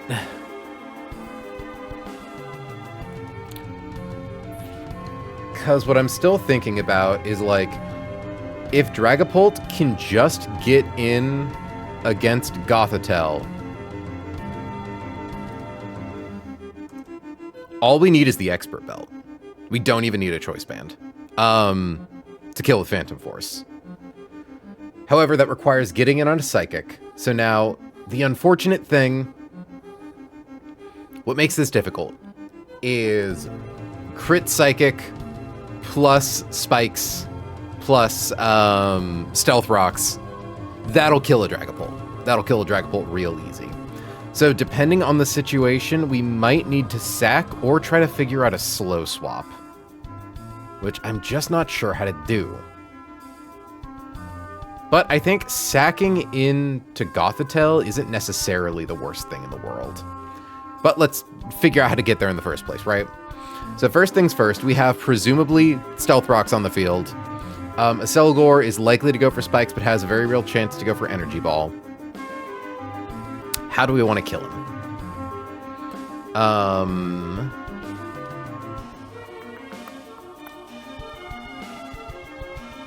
Very nice that Latios can actually get it with Draco Meteor. It would need at least... Well, it's awkward, right? Because if it doesn't take an Energy Ball, then we can't actually kill it with Draco Meteor. So maybe not. But I wonder if we had, say, Mystic Fire. Yeah, it doesn't do it. Okay. So the issue with the Selgor is that it is incredibly fast. Just stupid quick. And most of the things that are good at fighting it are weak to Stealth Rocks. Can't afford to... Well, no, we can risk Flygon at this point because it's being used for a previous fight.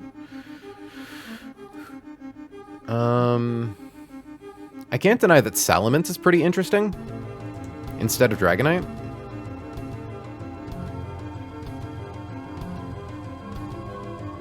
We don't outspeed with a Choice Scarf, but we can give it a Citrus Berry. Because the question is, who to sell its bait in afterwards?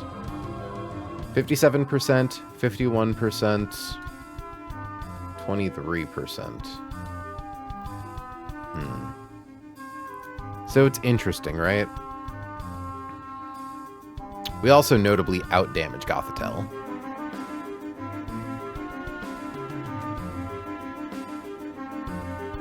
$57, 51. It's actually very difficult to properly fall into a range to where we bait in one thing or the other, right?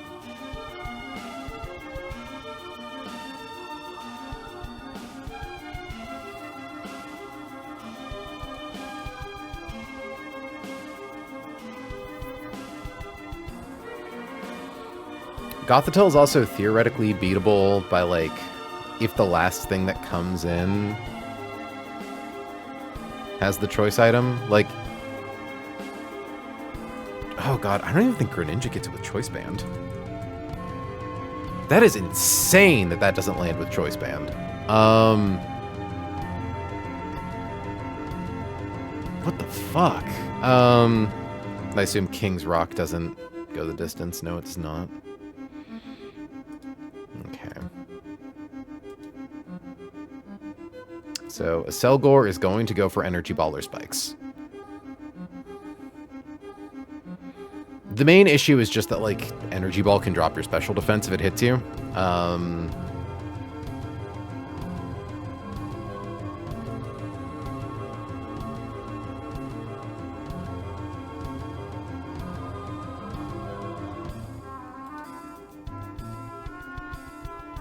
It's like all of a Selgor's moves can drop your Spadef. And it's just really, really bad. And it's really hard to get rid of all these hazards. All of our good hazard clearing guys kind of get their ass beat.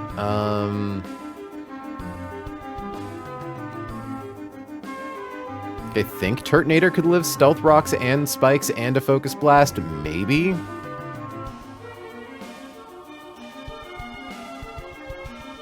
But that would be like sacking Turtonator, and I think we need it for different fights. Well, no, these are the last two. Wonder how Jax is doing. Still in the calc. Yeah,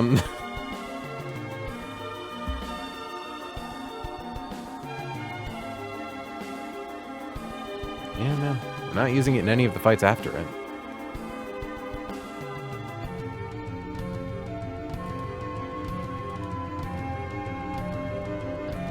I'm actually gonna have them organized like that.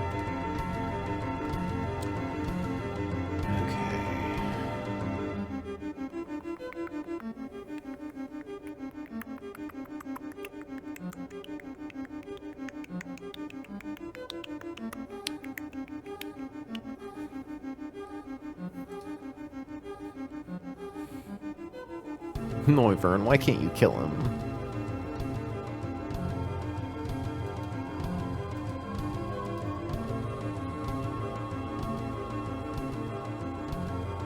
Gyarados can maybe kill Gothitelle?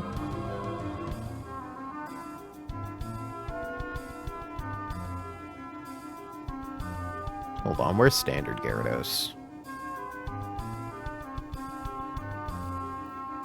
No, we'd bait Thunderbolt and fucking die if it paralyzed us. That'd be really bad.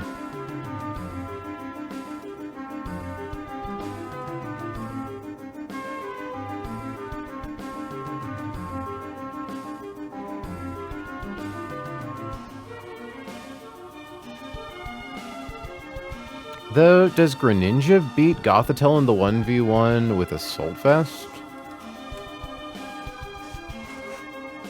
I don't think so, because Thunderbolt Para ends the run. As would getting, like, Hypnosis. Also, it'd be coming in on all those hazards and then Thunderbolt. I think that would kill us pretty easy. The other thing is also that, like, a Selgor can set multiple layers of spikes. And that's not good. Like...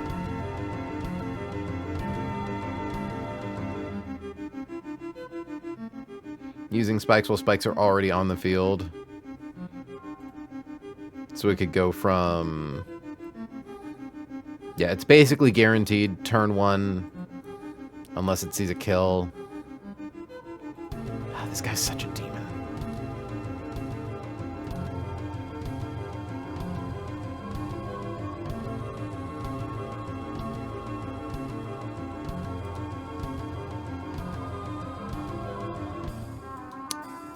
Aerodactyl comes in and lives.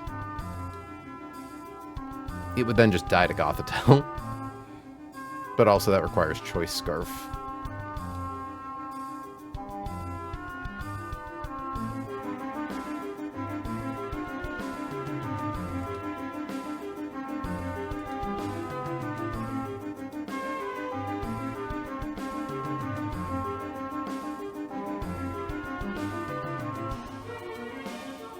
So, sacking Aerodactyl is kind of sad, but it is a guaranteed safe path through this line versus the, like, risk that we would have to take with Electros initially.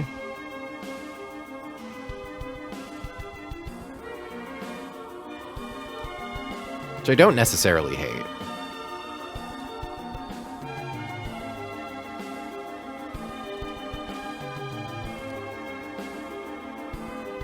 Flygon can't do it. Well, I mean, maybe if we leveled it up a bit. And gave it an Assault Vest. No.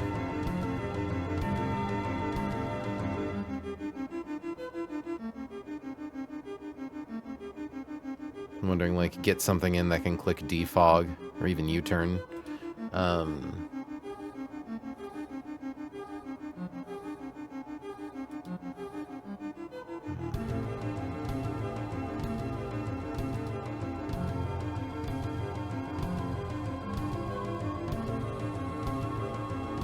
That's pretty neat. It requires a Choice Scarf, but Electro does guarantee Bait Bug Buzz.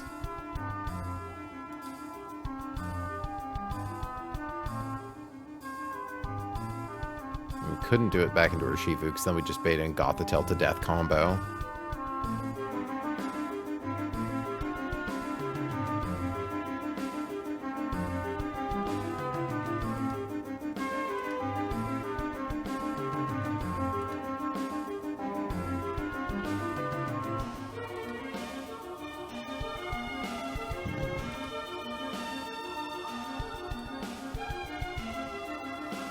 Man, Frostlass just kind of doesn't do anything.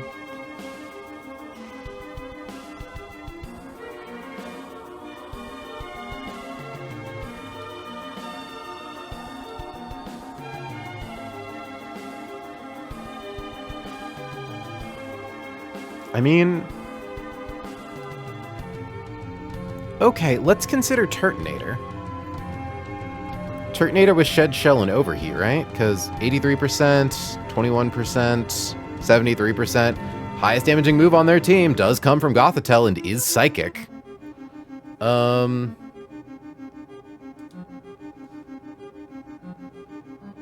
It actually even has some really interesting tech, right? Of, let's assume... Ooh, but if Turtonator gets hit by Energy Ball and gets the Spadef drop, right? Yeah, that would be run over. It would need Assault Vest, but then that means it has to die to Gothitelle, which isn't great either. It's like, do I have a ghost who can kill this guy?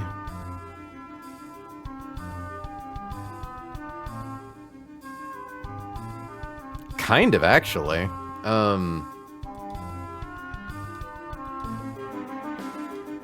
Even baits in Gothitelle afterwards.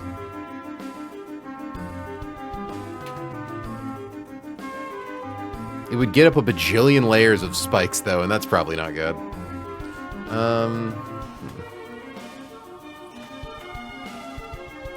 And again, if we came in on Energy Ball and got the Spadef drop, we just died to Bug Buzz. We would need someone who can beat this guy and hold the Assault Vest.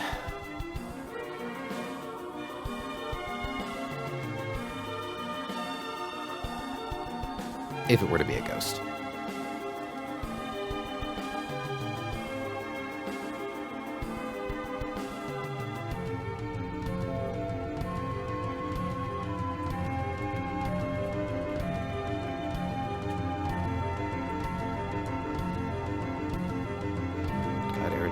kills you so fucking hard. But not hard enough. We've already sacked Armaldo at this point. In the grand timeline. Armaldo's been dead for 37 years.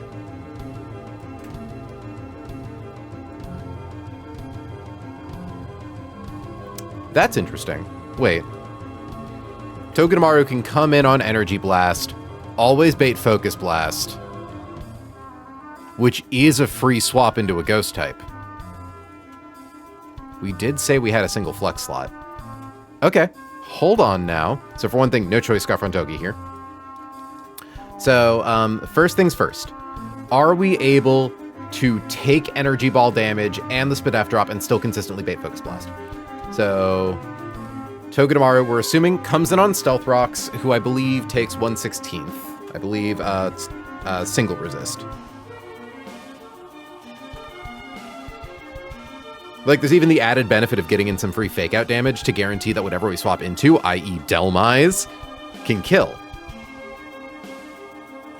Oh, wait, actually, because hold on. Delmise, you then don't kill... Yeah, you threaten a KO on Gothitelle, don't you? That's not good. Yeah, so Gothitelle would need to see a kill on Delmise. But still, I like exploring this Togedemaru option. Electric... Steel resists rock a single time. April, I want you to know that I'm scrubbing through old D&D VODs and I accidentally rolled into a U+T, returning the ring to the Foresters and Talent. Just such a fucking menace. She tapped my head and he's just such a little jokester. I'm sorry. Did you not want to have fun? I've lived for 10 years with Talon Westwind being a hero figure. Why is he funny? He is a hero figure. He's just also got a little silly. He's a dork. I love it. It'd be really boring if he was just a cool guy who won all the time. That's literally what he's been in my head for 10 years. And I don't want to write that boring. Okay. So, Togedemogi comes in on spikes. So, 237 divided by 16 is 14. 237 minus 14 comes out to 223. Does in fact come out to 223.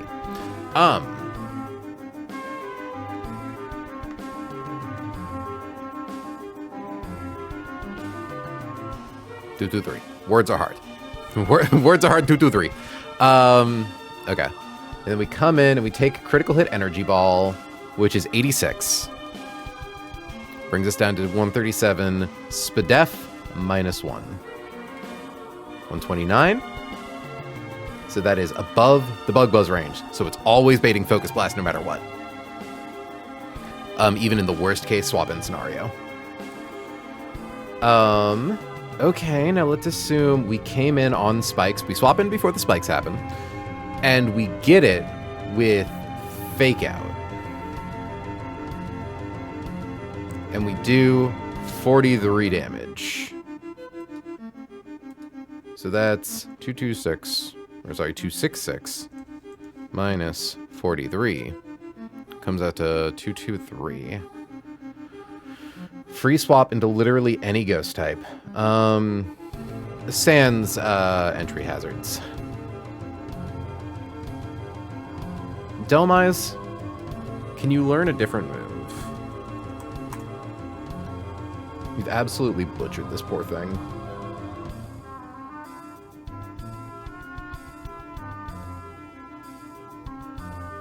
Not really. Give it Smart Strike, maybe?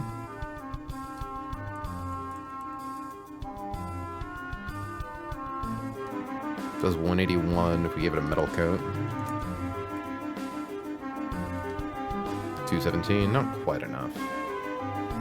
Okay.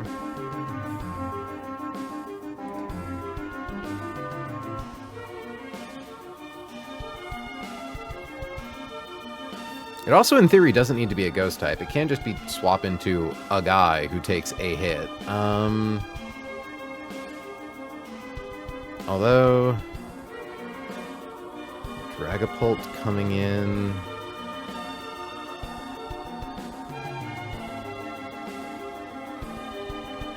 Assuming it comes in on a layer of spikes and stealth rocks, and then takes a hit. If we're willing to accept a sack, Dragapult should be able to come in and kill a Selgor. I think. We would need to teach it a move that does a lot of damage to a Selgor. But Infiltrator just lets us get past Substitute, and then, yeah.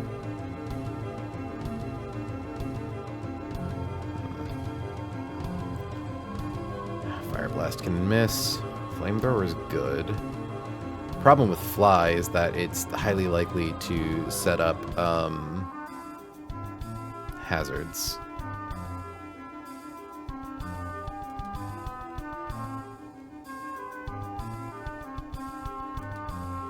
Because do we need Expert Belt for Gothitelle, or do we just need a damage booster?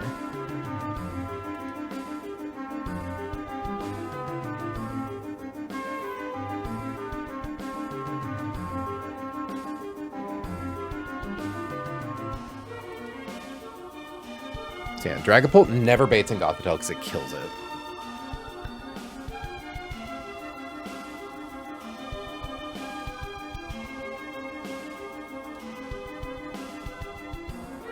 Phantom Force, so...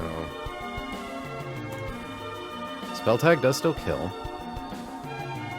Doesn't get Shadow Ball to be strong enough. Does get Phantom Force to be strong enough.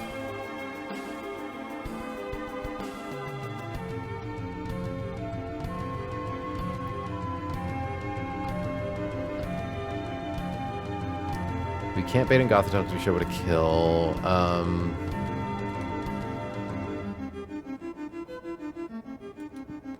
I think we end up baiting in Wishcash. This is kind of inconsistent, actually. Because we don't really know what hazards are going to be on the field, right? So, like, it's probably Wishcash in next, but it's not for sure. Simply because the amount of damage we take from hazards probably drops us below Wishcash damage thresholds. Unless I were to give it a choice band. Which is, in theory, an option. Choice band ups the options that we have for killing this thing pretty substantially.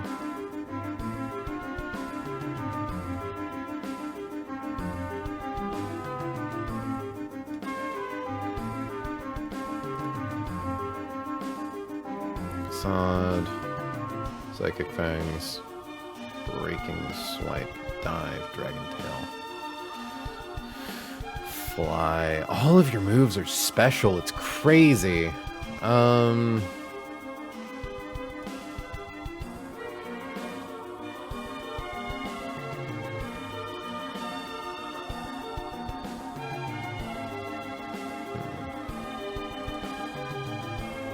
Dragapult always threatens a KO on Togedemaru. Well, it doesn't threaten a KO because Togedemaru has Sturdy, but...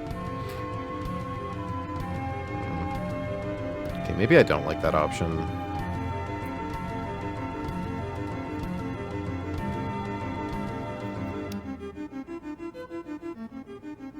Basculegion's pretty okay. Any amount of damage boosting. It's going to prevent Gothitelle from going in, which is unfort.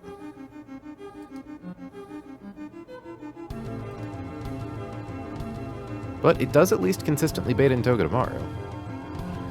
But no, we really want to kill Gothitelle before we kill Togi. Because we ideally want to kill Toge with Urshifu. But if we do that, then Urshifu's trapped in against Gothitelle. Which is bad.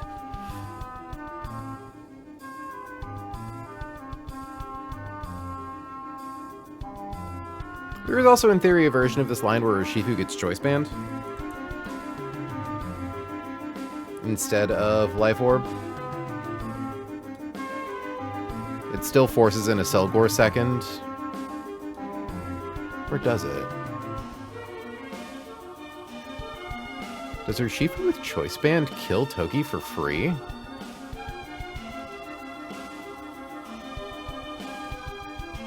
I think Urshifu with Choice Band gets Togi for free, right? No, we went over this.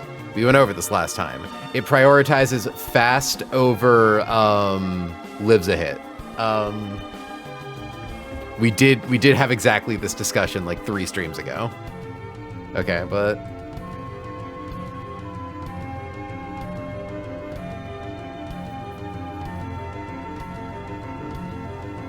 because then at that point, Gothitelle doesn't come in because we just threaten it with a fast KO.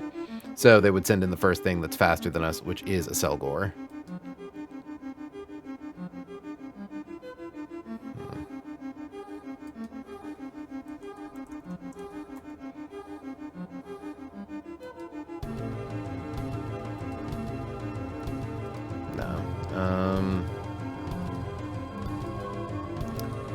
I think we need to explore other options. It's just if we could get a guy who baits in Gothitelle second, right? But unfortunately, our Dragonite's just a little too fast.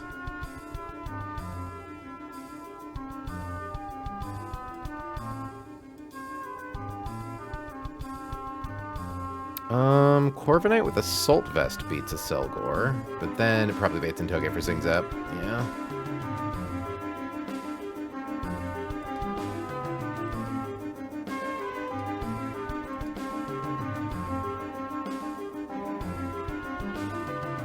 No, you said Jack's crying emoji. Don't tell me. Did something happen? Hold on, I'm glancing right now. Sorry, chat.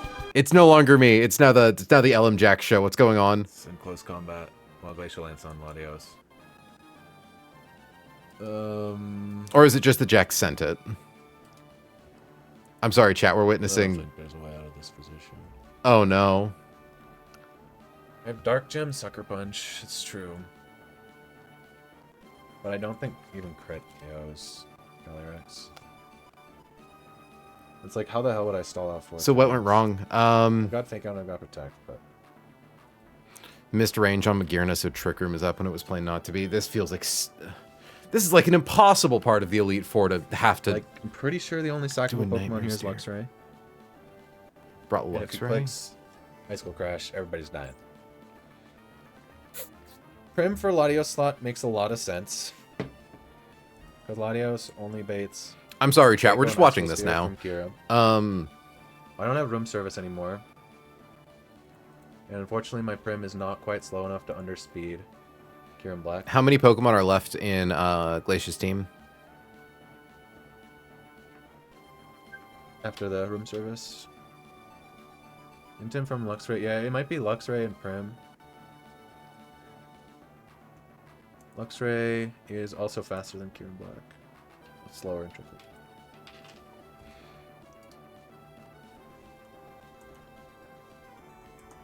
There's 3 more turns of Trick Room. If I'm sending this in, I don't have Fake Out Pressure or...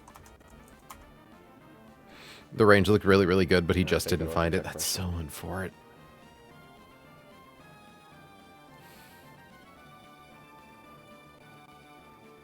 I don't think I never stay in with one of these. Bear Claw's such a funny name for a Sneasler. Shoot for Luxray. Adios. Prim.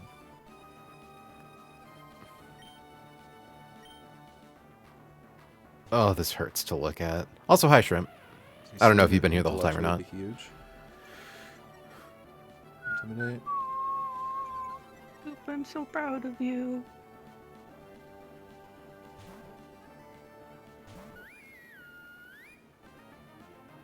Close combat. Okay. Draco into Prim. Holy shit, that does a lot of damage.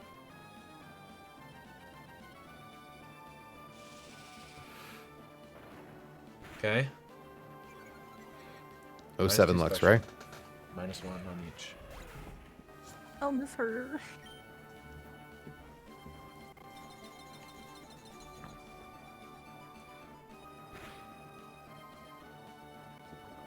-1 defenses Calyrex.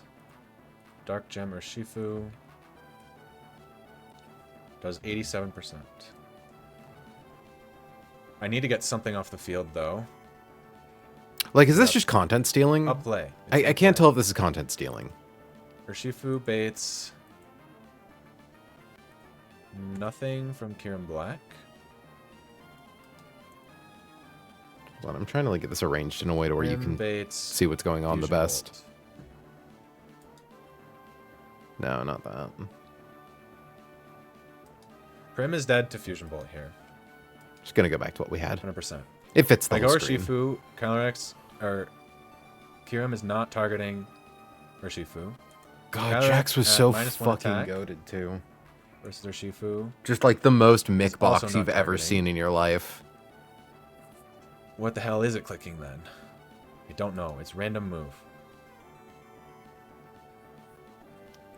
Do I ever actually just Wicked Blow it and not go for the range? I can Sucker Punch. I can always Sucker Punch twice though.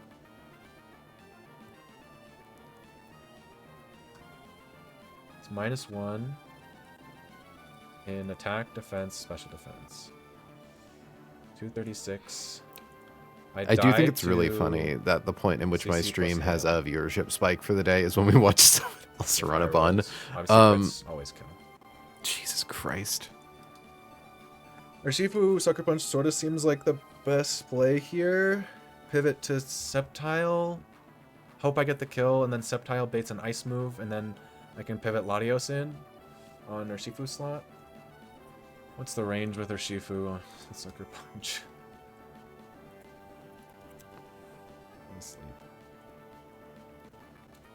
I mean, something close combated, right? Calyrex did? 25% chance to Oko.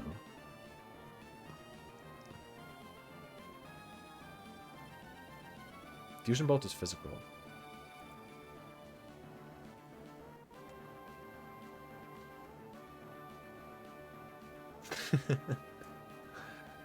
What's the alternative here? Fake out Sneasler? It's just What am so I doing scary with that that? one miss thing can send everything into a tailspin, and a lot of the time it's out of the battle prep stuff. Fake out Yeah, no, it's Calyrex. kind of the entirety of it, right? Because if you're like running a flawed machine, you know, some of these fights are so precarious. Which does 30%. It's I fucking kinda like impossible to recover. But then Urshifu's dead the next turn. No, it's not. You're -2 special. Oh, but after I take the Fusion Bolt, I probably am dead. How's your run going right now, Shrimp? How's a post-Winstitute 17 world? KOs on Sneasler. 210. Are you in Magma Hideout? Is that where you're at? I'm stuck in Aqua Hideout. You're ahead of Magma Hideout. You're doing fucking incredible. You Either move. Sneasler, fake out, or All you Urshifu. people move so fast. All you people move so Okay, fast. okay. It's insane to me. I don't think Sceptile Detect gets me anywhere. And I think Latios just shows fast scare to both, so that's not good either. 25%, huh? It's still not guaranteed with the Sneasler fake out chip, but it's a much better range. Tab 2 is an 8-hour cook. I feel that. Also, I've been I going can't really quite sack anybody slowly. else. Shrimp, I wanna I've get out of here. I did Trick Room on the Lily 25, Cove rival around the turn of the new year. If I fake To give out you an idea of the Sneasler, I speed don't- I've moved at. It's not enough. Or lack thereof. Sneasler to get a fast KO. Is Sneasler ever untargeted here? Can Sneasler just get a slow KO? I mean, Urshifu can get a slow KO too. Sneasler at 210. Never baits Icicle Spear from you.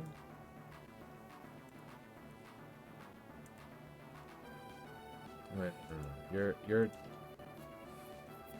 Okay, Sneasler never baits a KO from Kiram.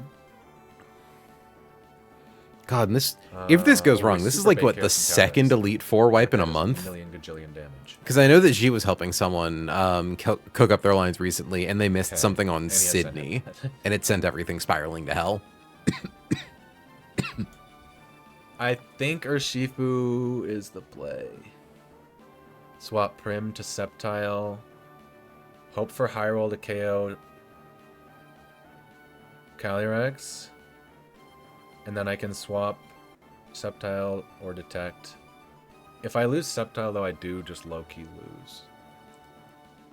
If I lose any mon here, I lose, I think. Sceptile is like super loose. This You've is cooked maybe mostly on stream, so it's replaceable pretty on natural to Drake. be a slower pace. Still, there was a period of time where I was doing a lot This of is not off-stream cooking, and I was replaceable. still going slow.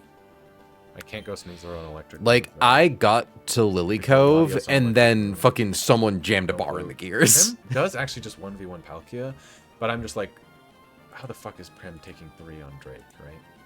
That's just not happening. Moonblast does Oko Pult.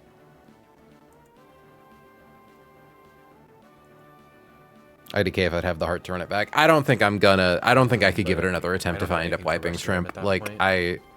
Or Mets. I only have so much, and I'm tired of being scared of streaming all the time. Unless they weren't like...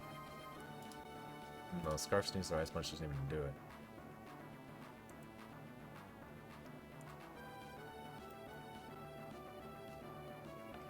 Guy's so bulky, goddamn.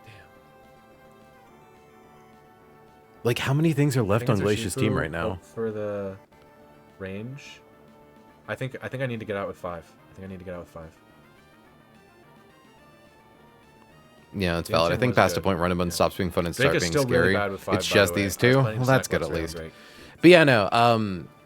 Because like, I think it's still fun for what it's worth. I think the cooks are insanely Urshifu's got a fun. clutch here.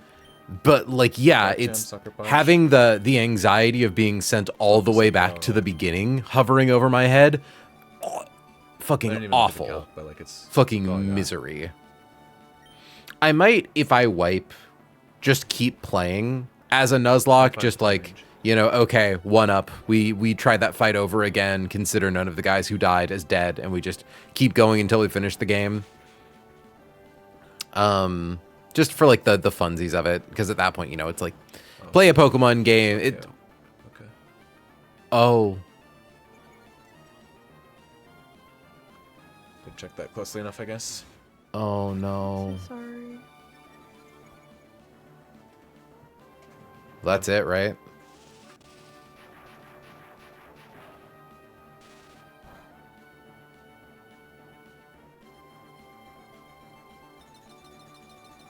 Oh my god. Speed up button.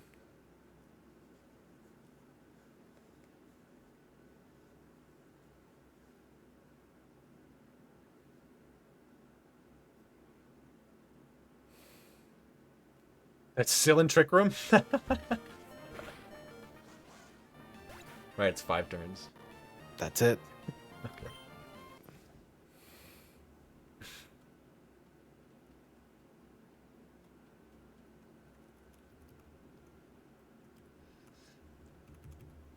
Ugh.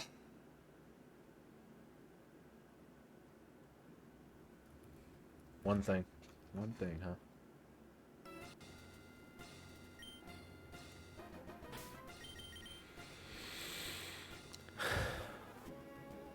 That hurts my heart. Jax has been such a sweetie. Like, genuinely, Jax has helped me with a bunch of shit with this game and has, like, popped into our shit a bunch. Like,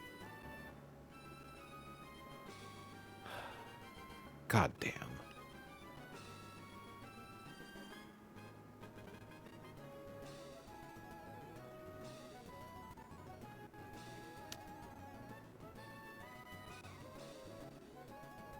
Darkest day in Nuzlocke history. True.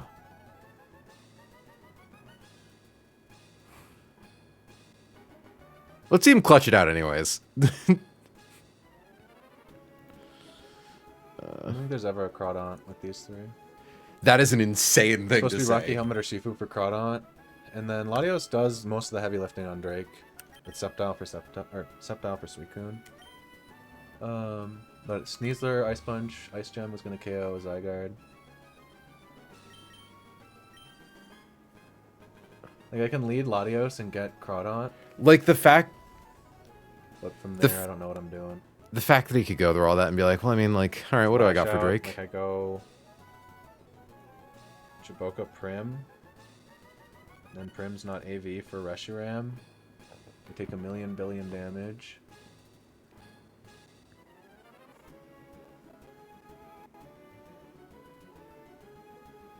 Like, I need to get back to my own stream.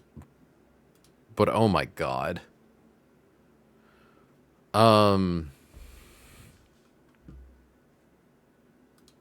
Feels kind of inconsequential, my silly little calcs, huh? Just figuring out Juan gym trainers, tee-hee hoo-hoo. That's enough dark ambiance. Let's do Pokemon music for when you're stressed.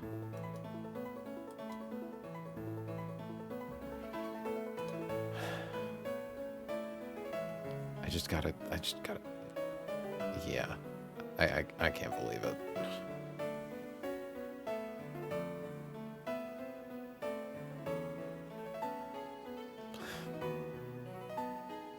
Hurts my heart.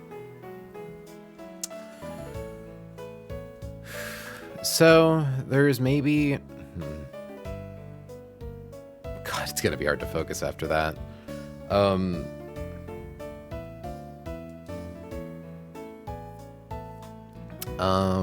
Okay. So, if we KO Kabutops with Choice Band or Shifu, the reason we do that is to potentially save on HP for future parts of the line, specifically being able to KO Togedemaru.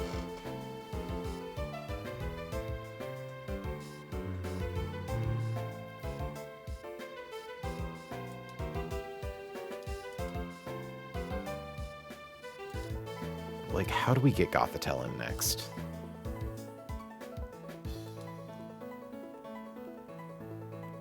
And that'd be so fine sacking Frostlass to Gothitelle, honestly. Frostlass, or Bruxish, TBH.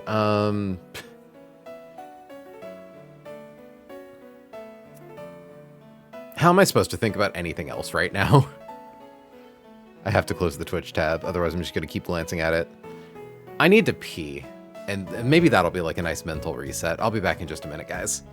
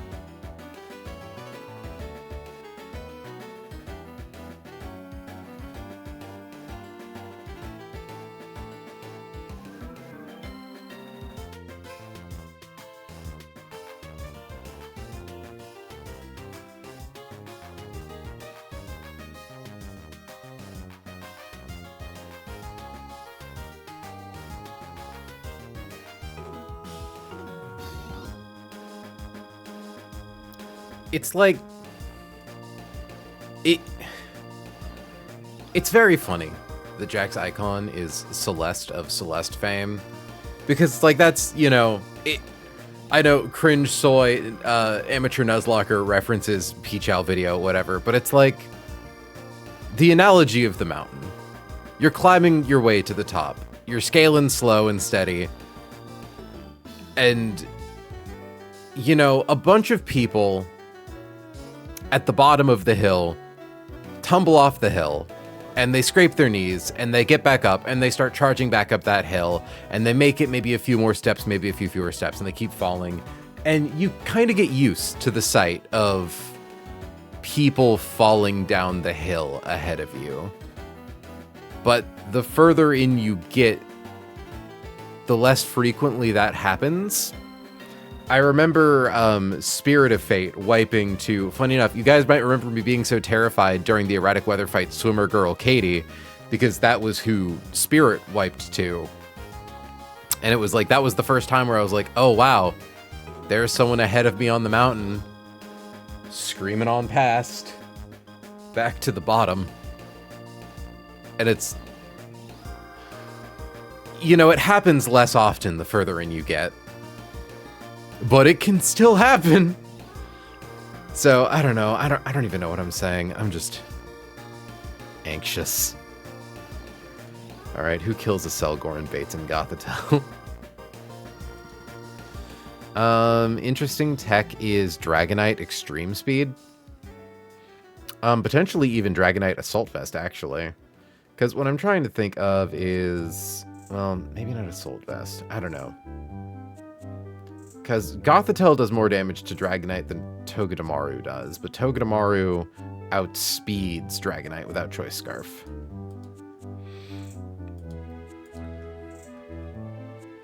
But Assault Vest does reduce how much damage Gothitelle does, but if we suffer any Spadef drops, it's like we might have to sack Dragonite, basically. Because Dragonite can definitely beat a Selgor in the 1v1. 43% Satoki outdamages D-Knight. Whiscash does not.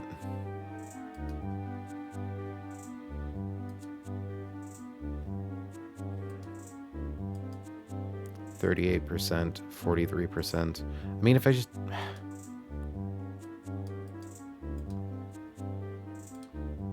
Okay, what if I teach you, like, Fire Blast?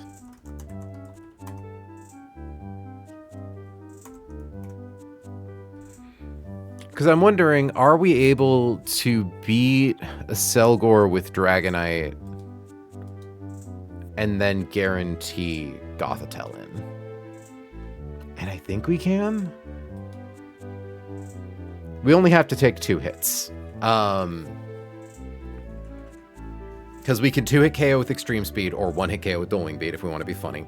Or I guess it's 1-hit KO with Dual Wing Beat, 2-hit KO with Extreme Speed if we want to be funny. Point is,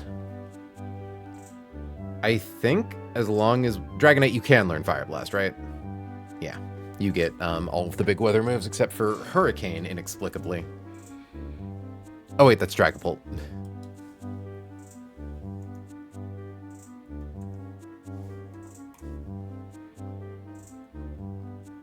There's Hurricane. Yeah, you learn Fire Blast. Because... Well, no, because the issue still becomes if Togekiss sees a kill on us, isn't it? It's not so much showing an out damage as much as it is... Yeah.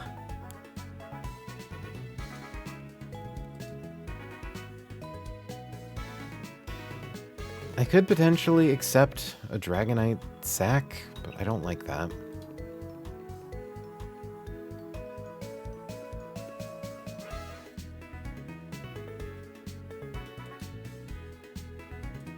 Hold on, let me get Salamence up to level 91 here and compare. 71 speed, 78 speed. Still faster than Gothitelle, unfortunately. 25%.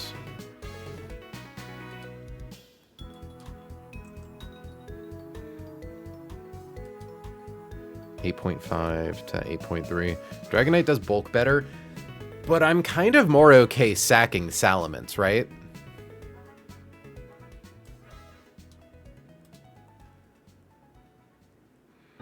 Because Salamence can definitely come in and kill a Selgor. That much is for certain.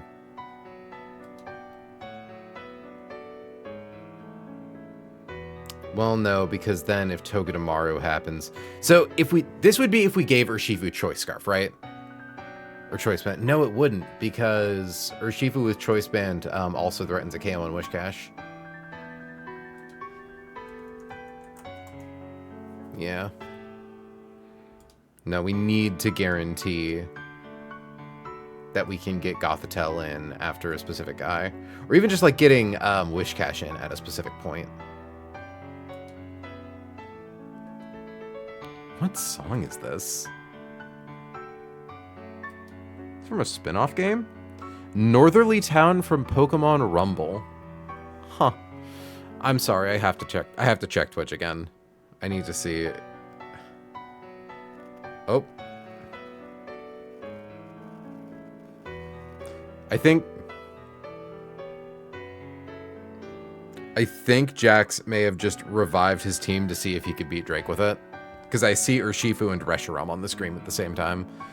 And honestly, fucking fair. I literally just said the same thing, right?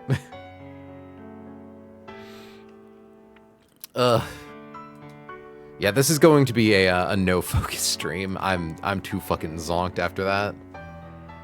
Okay. So, a Selgor versus Salamence.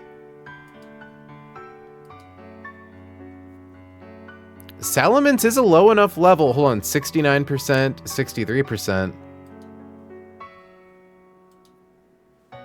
KO's a Selgor with dual wing beat even from level 82.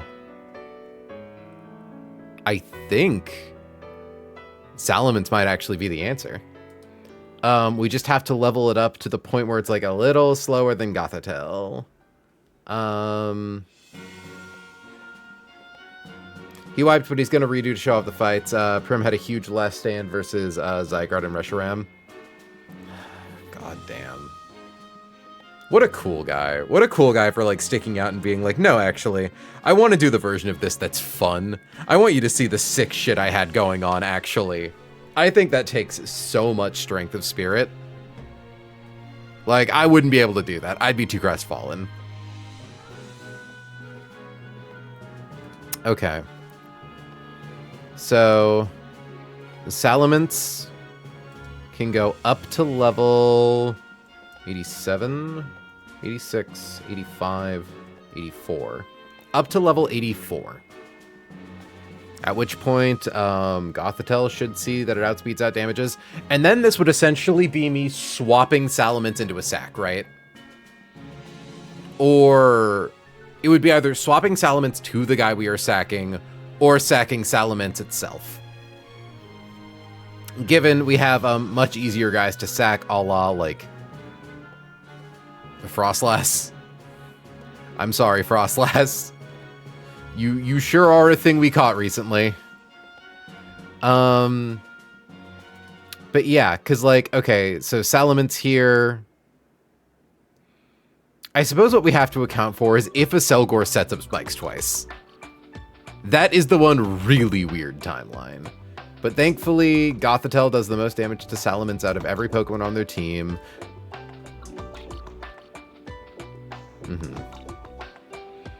So let's assume that none of this happens, actually. Mence swaps in on rocks and loses a quarter of its max HP. So 269 divided by 4 comes out to 67. 269 minus 67 comes out to 202. Take critical hit energy ball for 40. Brings us down to 162. And then do Spadef minus 1. Ooh, crit bug buzz. Would kill. So, Assault Vest fixes this. Citrus Berry doesn't. Get out of here, crowded Filoni 5. Go to hell.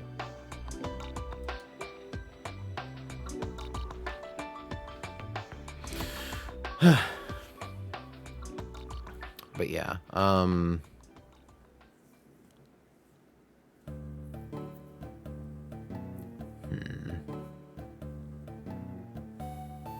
Theoretically, it's fine. giving Salamence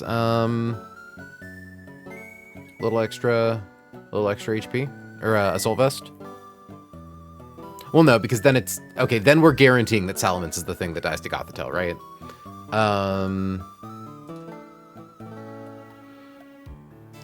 Which I'm not necessarily opposed to.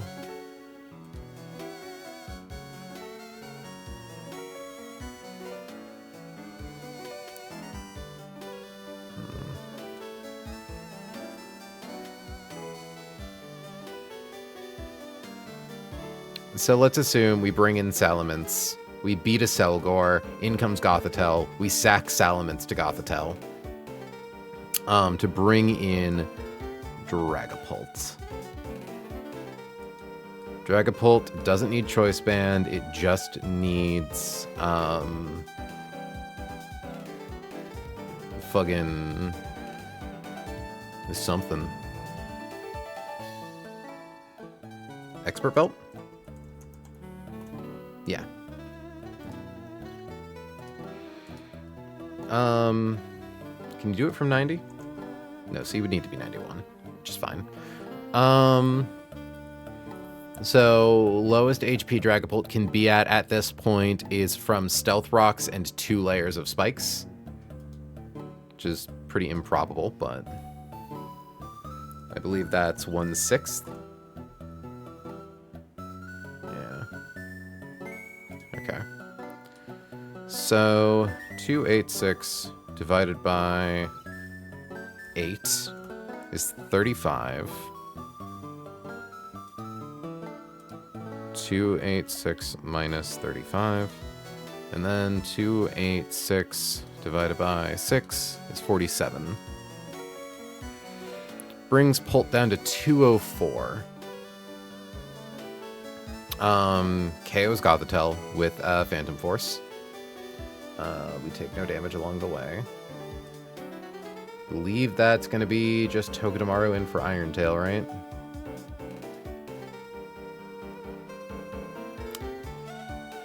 Hard to say, actually.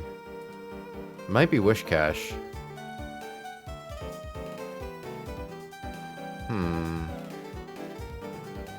Interesting. So I don't think we can learn any ghost moves for Wish Cash. Dragapult. Or not ghost, grass. Like, yeah, we could teach Solar Beam, but that feels pretty wasteful. Dive? It's neutral. No. Also, it has a Rindo Berry, so...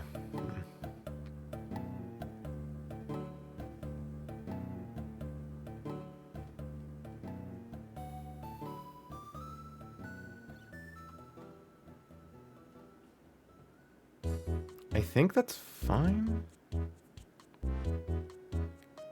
If we use, like, Torterra to beat Wish Cash. Because, okay, if Dragapult is lowest possible HP, so we're 204. So, 135 divided by 204. 66%. That is more than Pult.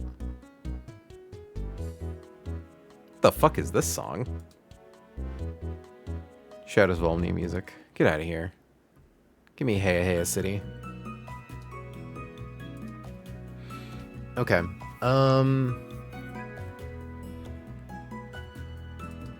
Let's see. With Gothitelle here, I could in theory beat it with Life Orb instead of Expert Belt, but I think we want Dragapult to have as much HP as possible.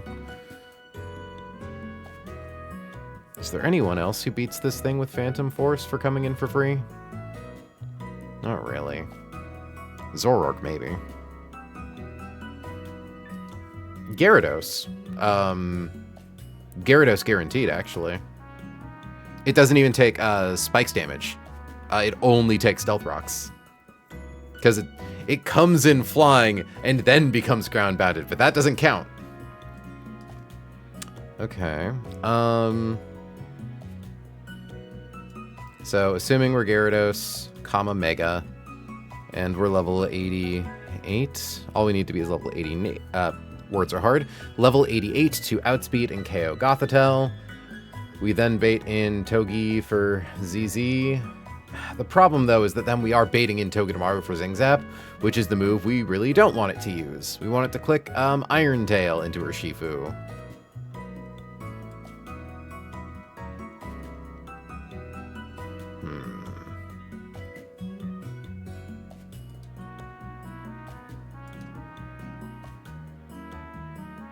Yeah, we either want to kill it with something that baits Iron Tail, like Dragapult, or do something.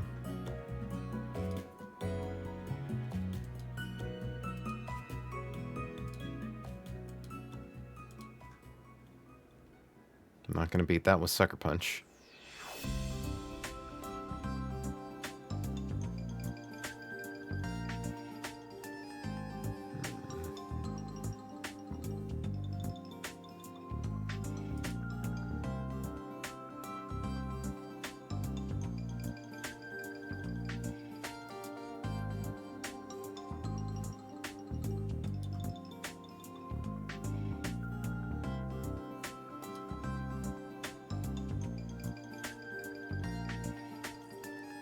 Latios probably beats it in the 1v1 with like a Chesto Berry or a Lumberry in case Signal Beam or Hypnosis.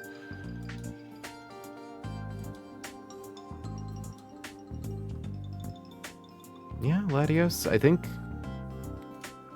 you get Latios in for free. Doesn't take spikes, does take Stealth Rocks. As Dragon Psychic, it's just neutral. Confirming that it's just neutral.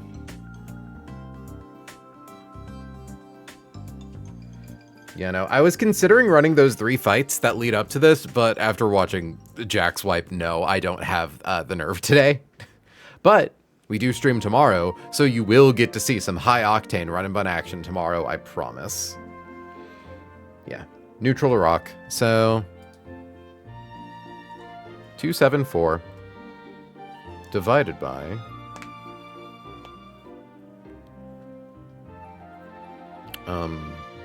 words are hard. 8. So 34. 274 minus 34. Do we actually win the 1v1? Hold on, because Draco Meteor into special attack minus 2. Yeah, that's not a guaranteed KO at all. We don't have any other moves that do it. Weird lady.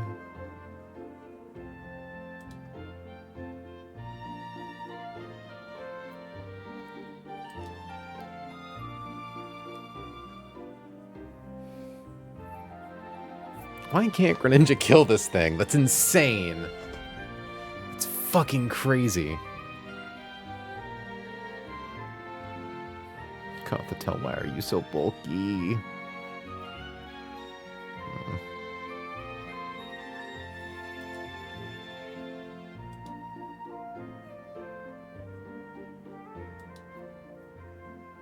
Okay, that's an interesting question, actually.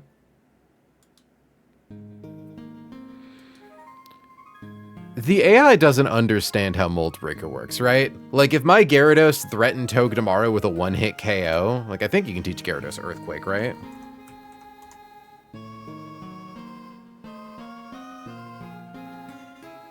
Yeah, Earthquake. Like, because Mold Breaker lets us ignore Sturdy, but does the AI understand that we have that? And I don't think it does.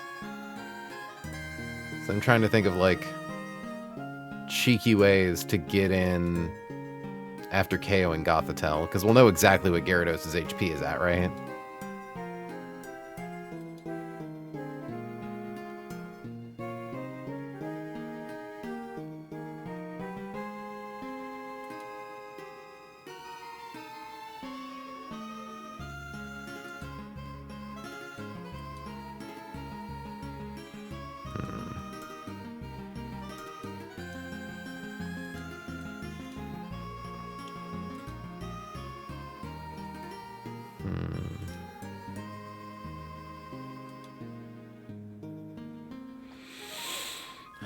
Because I don't think there's a consistent way.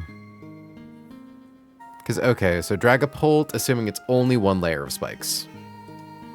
286 divided by 8 is 35. 286 minus 35 twice is 216 divided by 35. Or 35 divided by 216. 35 divided by 216. 62. Okay, so spikes and rocks bait in Whiscash, but I think anything less than that doesn't. We can't do this with Muscle Band. We could do it with a Life Orb. At which point... Oh, but Life Orb makes us take damage. So that kind of might be a little redundant. So... 286 divided by 6. 47.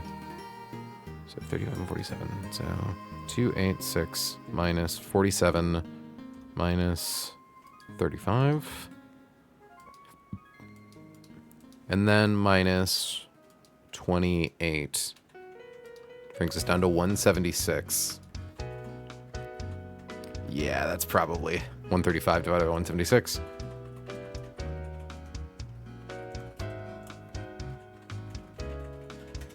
No, actually. 76.7. Which... Okay. So, Life Orb, Dragapult taking 2 layers of spikes and Stealth Rocks. KOing Gothitelle. Does always bait in Togedemaru. Because it outdamages both of them. In which case... Toge comes in for Iron Tail, which is a raw swap to Urshifu. Now what we need to figure out is, does Urshifu actually even win this, right? So, 304. We can't use Life Orb. Urshifu has Life Orb. Good catch, April. Good catch indeed. Yeah, because Expert Bell can up the damage to Gothitelle, but it can't up the damage to Whiscash.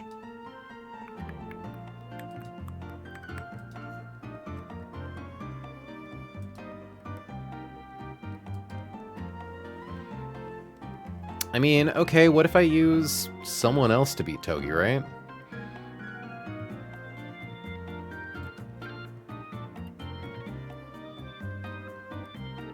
Like, theoretically, if Gyarados always baits in Toge, if good old G-DOS, G.DOS,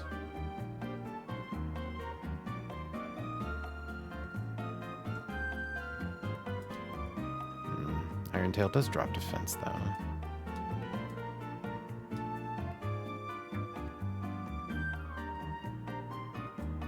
So, G.DOS beats Goth.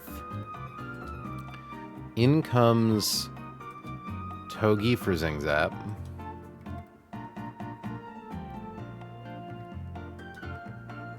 Which is a free swap to Torterra. Free sans all of the hazard damage we might take.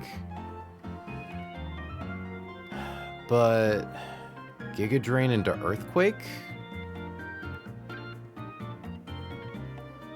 So...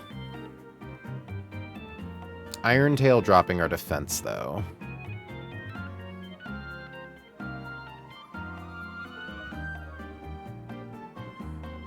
I think, in theory, this is fine with the Citrus Berry.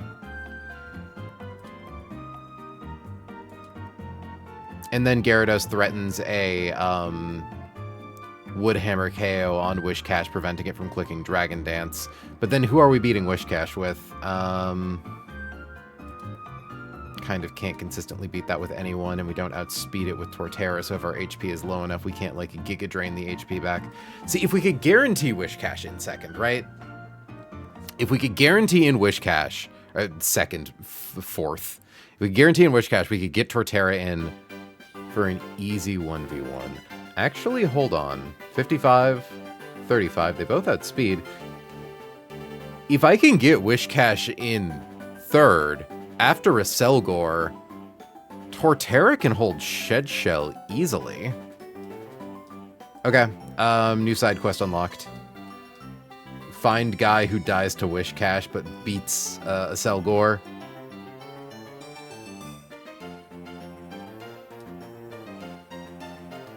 My first thought is Houndoom. No. No, not even a little bit. Not even a smidge.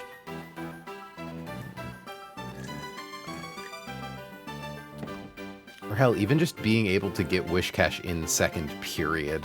I just need a guy who's really weak to Earthquake, you know?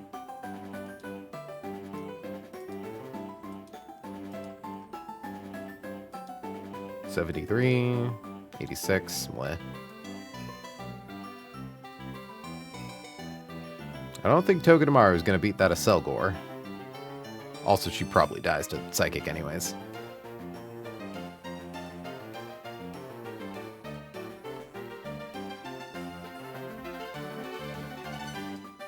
One second.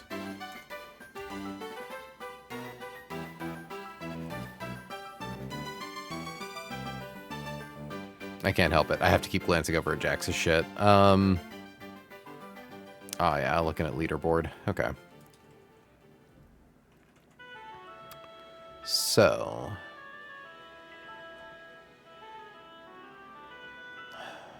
It's really difficult to get Wish Cash in before Gothitelle.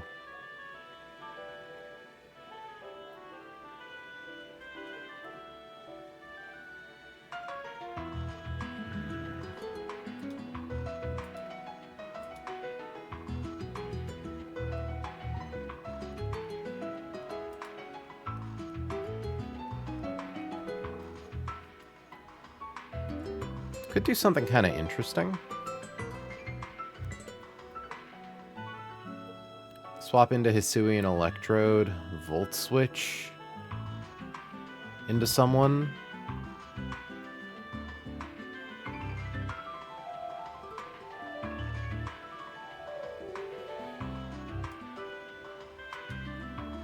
Because if we can guarantee that a Selgor goes for Energy Ball instead of Spikes.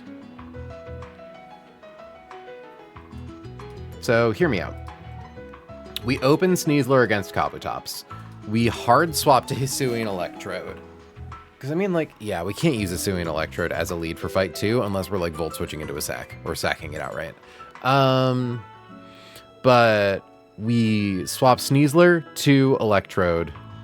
Electrode can Volt Switch off of Kabutops. Volt Switch doesn't proc Weak Armor, so Kabutops doesn't get the speed boost, but it does break Focus Sash. Electrode comes in taking either no damage from Stealth Rock or Liquidation. Always lives Liquidation. Baits potentially random move, likely Stone Edge, but could really be anything. But this lets us use an Urshifu that doesn't need Life Orb. Right? Because Kabutops is always attacking on turn 2. Oh no, but Stone Edge can miss. Stone Edge can miss. And if it, like, went for Liquidation turn 1 and then went for Stone Edge turn 2 and then missed Stone Edge, that wouldn't actually get Urshifu in safely now, would it? Okay, what if I beat you with Torterra?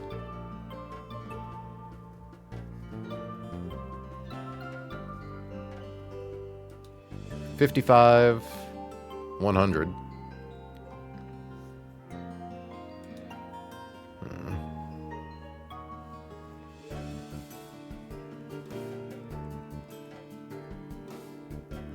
The problem is that any, like, pivoting move off this thing does way too much damage.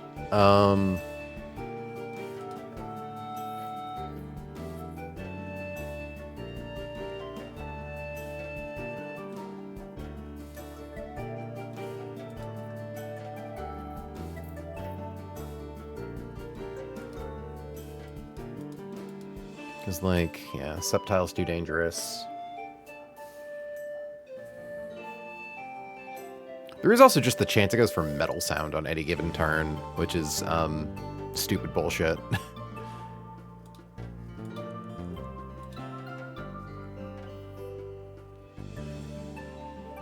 Because it's like, we don't have a way to do chip damage to it with Torterra to, like, get the big heal on the turn we get the KO, right?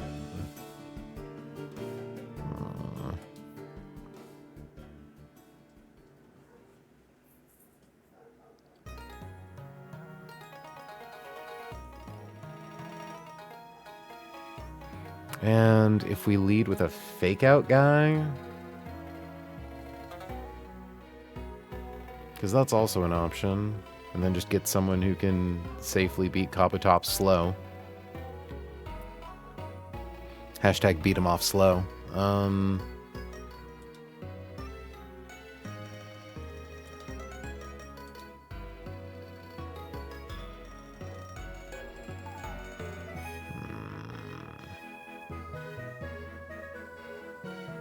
Crygagogginal, why are you so fast? Why are you so fatus? Electrode Hisui does always bait Blizzard, which could be a swap into Choice Scarf Arcanine, kill with Flare Blitz, 2-hit KO Sigilif.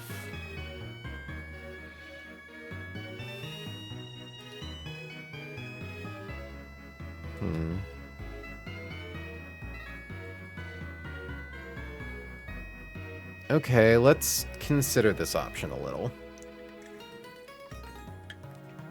Because in theory, being able to save time with Hisuian Electrode also does some interesting things. Because, like, okay. So assuming we open with Electrode versus Cryogonal here, it doesn't explode because it sees a kill with Blizzard. So it should always go for that. We're faster than it, so we can Volt Switch off of it for free damage and just to get in Arcanine. If we get frozen, that's fine, because we immediately thaw with Flare Blitz. So 299 minus 108 comes up to 191. We then KO, we bait in Sigilif. Sigilif has to go for Air Slash, because we fast 2-hit KO it with Flare Blitz.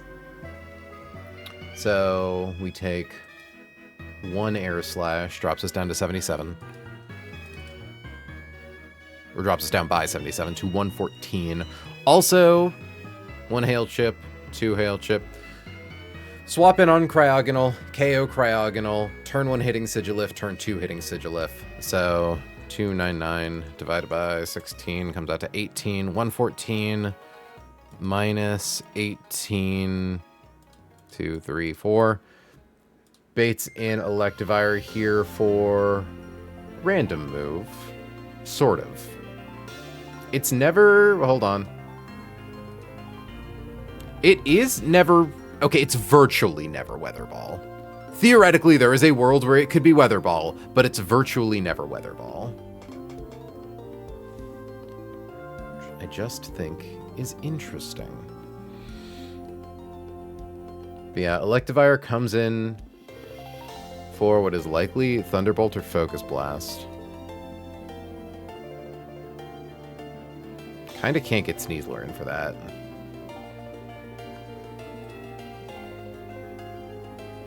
Like, if we could get in fucking Flygon or something.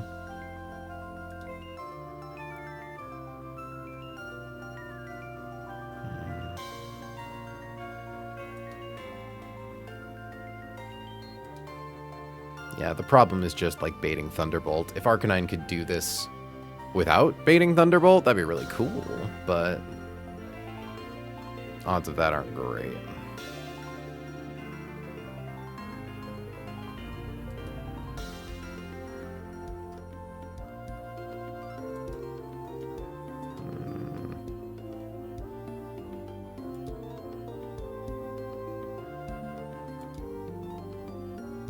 Now, we couldn't afford to magnet swap into Sneasler.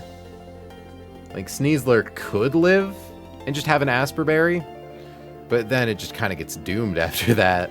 It just baits in the Slush Rush Bear.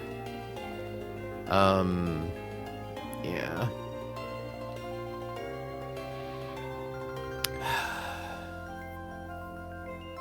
I do not like this fight. I do not like this fight one bit. I think this fight's kind of a pain in the dick.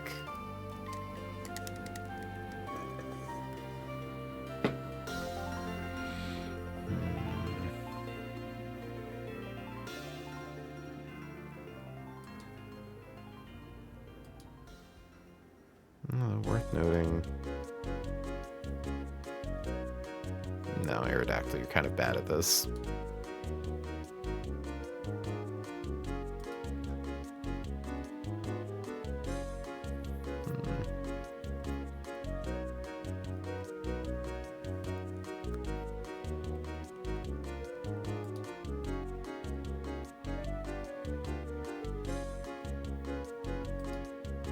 Yeah, we don't have a fast guy who can really safely live Blizzard and Hail and hold an Asperberry and get a fast KO. Although Barraskewda's interesting, actually. The fact that it can... Hold on. So the thing is, it does mean that in order for it to flip turn off something, it would proc weak armor in the first fight, but... The fact that it could close combat, kill Cryogonal, and then flip turn into something on the following turn is actually kind of gas. Because, like, okay, defense -1, SPDEF -1, and we've taken 1 round of Hail Chip. 226 minus... No, 226 divided by 16 is 14. 226 minus 14 is 212. So 212, we probably bait in Electivire. No, we probably just bait in Sigilif, actually. On Air Slash. Hold on. No, actually, we bait in... We're 1 point of speed faster than Baratic. That's crazy. Also, hold on, what is this banger-ass remix? The SSN in Fire Red and Leaf Green? Huh. So I like it a lot. It's very good.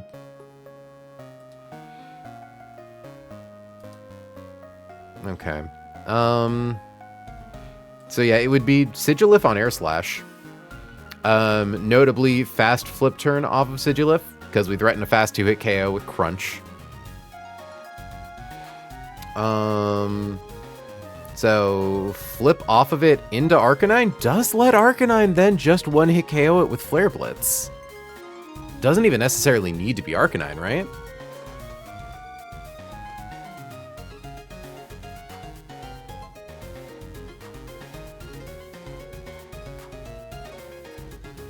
Okay, this is actually a really intriguing option. I don't hate this. Yeah, so it wants to go for Air Slash, so flip into Arcanine on Air Slash, KO with Flare Blitz, so we're only taking the 1 Air Slash. This is just a better version of the Electrode line. So Arcanine comes in, takes 2 chips of Hail. 18. 299 minus, so 18 on the flip in, 18 on the turn we KO Sigilif, plus critical hit, max roll, Air Slash. 77. And it actually saves Arcanine a little bit of HP because it only has to suffer 1 tick of Hail. Okay. So we KO Sige. Assuming we're using Choice Scarf, which we need to in order to outspeed Sigilif. Though, worth noting, we can kind of use anything in place of Arcanine here if we find something that swaps into that better and does the rest of this line better, but I think the main thing is that Arcanine comes in, right? Electivire sees kill with Focus Blast, never sees a kill with Thunderbolt. So it's going to go for Focus Blast, because that's just highest damaging move. There's no reason for it to Magnet Rise. which is a free swap into Black Belt Sneasler, who takes that, KOs with close combat. Baits in Bear Tick for fast kill with Icicle Crash. Although I do wonder, Focus Blast, yeah, that would fry the fish. That makes sense. So I was wondering, like, can we re-swap into Barraskewda and flip turn off of Electivire? No! No, that's stupid. That's stupid and dumb. Though we do now need to consider Focus Blast, critical hit into Sneasler. 261 divided by 16 is 16. 261 minus 76 minus 16 twice brings us down to 153. And we have to kill it with close combat, so that's a defense drop and a special defense drop. Bear Tick does see kill with liquidation. Deeply unfort. I mean, if I didn't need Black Belt.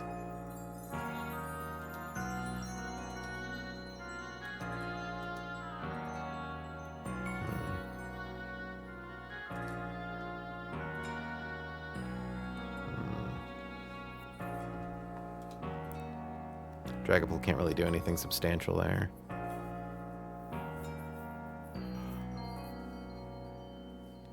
Sneasler with Natural Gift, maybe? Natural Gift, Pokemon.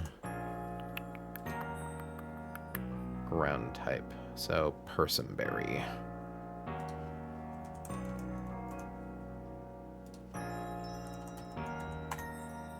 No, that doesn't even kill Electivire. God damn it. Apricot?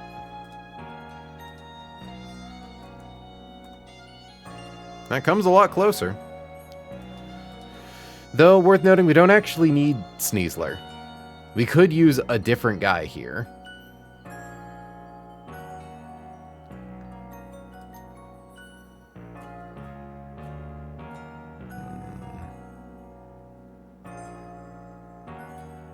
Dragapult can swap in on Focus Blast and then do nothing.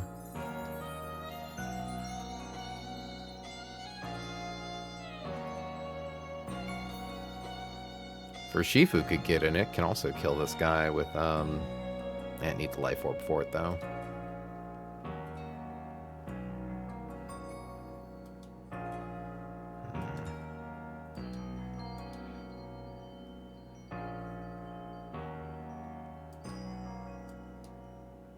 Okay, so Barraskewda baits in Sigilif. We do a sick kick flip off of Sigilif. I mean, hold on. Barraskewda does live Weather Ball, but it's baiting either Thunderbolt or Focus Blast at that point, and that's not tenable.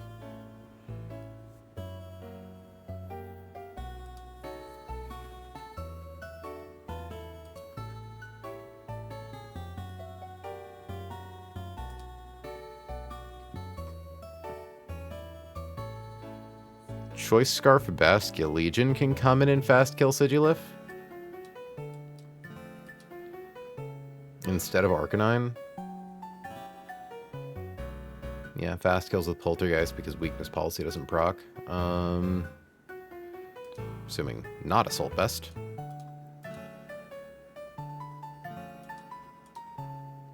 You're assuming +1 speed.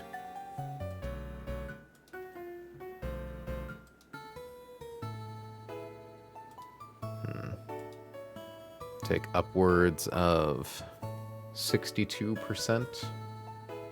Shows a kill to Electivire. Don't think I ever show a kill to Beartick. So we'd bring in Electivire for Thunderbolt.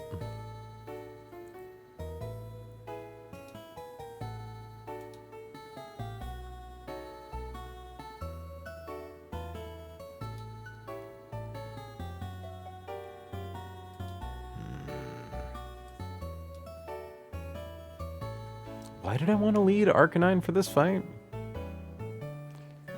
No, I wanted to lead Sneasler. Okay.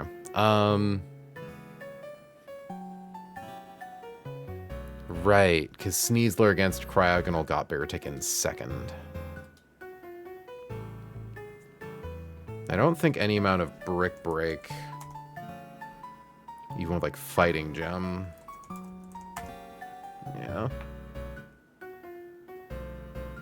Although, at level 91. Okay, Fighting Gem boosted Brick Break. Bearskid didn't even get Brick Break.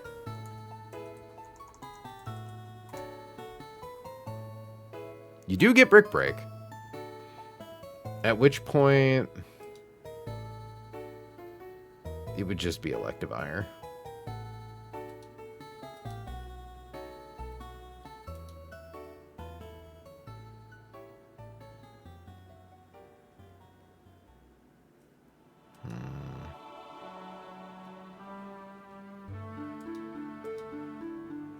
Man, I just think the Barraskewda lead into Cryogonal is really interesting.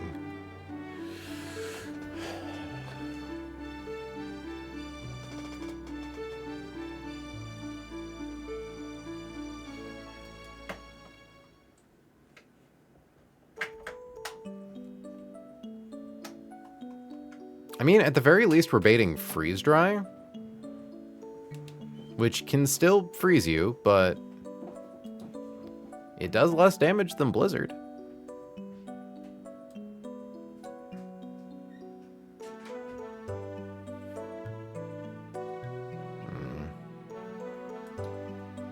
It's also like this fucking wall rain. You're so easy to kill if we can just kill the guy before you.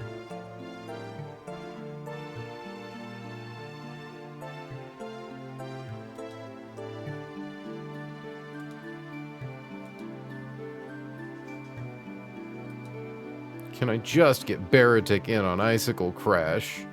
That's all I want. I might need to call it soon. Stream's pretty slow tonight, and this fight is difficult. But then I can come back a little more refreshed, a little more fun and fancy-free, and maybe we can figure something out. Who knows? This fight continues to cook me. But hey, we figured out Daphne, and we figured out Juan. So, like, genuinely, this is the last hurdle to getting out of Sootopolis Gym. And then it's on to Elite Four Split. Yippee, wahoo, yippee, yippee, wahoo. But yeah, I think I'm gonna, why am I opening that? I can just check this on here. I'm tired. I'm not even that tired if I'm being completely honest, but it's just like I'm getting nowhere fast. So sometimes you just need the mental reset, come back to it later. I've got thoughts and ideas and plans, but none of them have quite come together yet. But I think we can do it. I believe we can do it. Just might have to take some risks. But that's then. This is now. Next stream we run some fights. 3 more. We have at least 3 more cooked up that we can run. Technically, only one of them requires, or one of them does require resources, but I don't see Armaldo being needed anywhere else in this gym. Rest in peace, my friend. With all that being said, folks, thank you so much for joining me. Go send your love to LM Jax. God knows he deserves it. And until next time, I have been April. She has been May. We are almost through Juan Gym. I say we're almost through Juan Gym. We've done 2 fights. We're almost through Juan Gym. And I will catch you all in the next one. Have a good night, folks. Endings.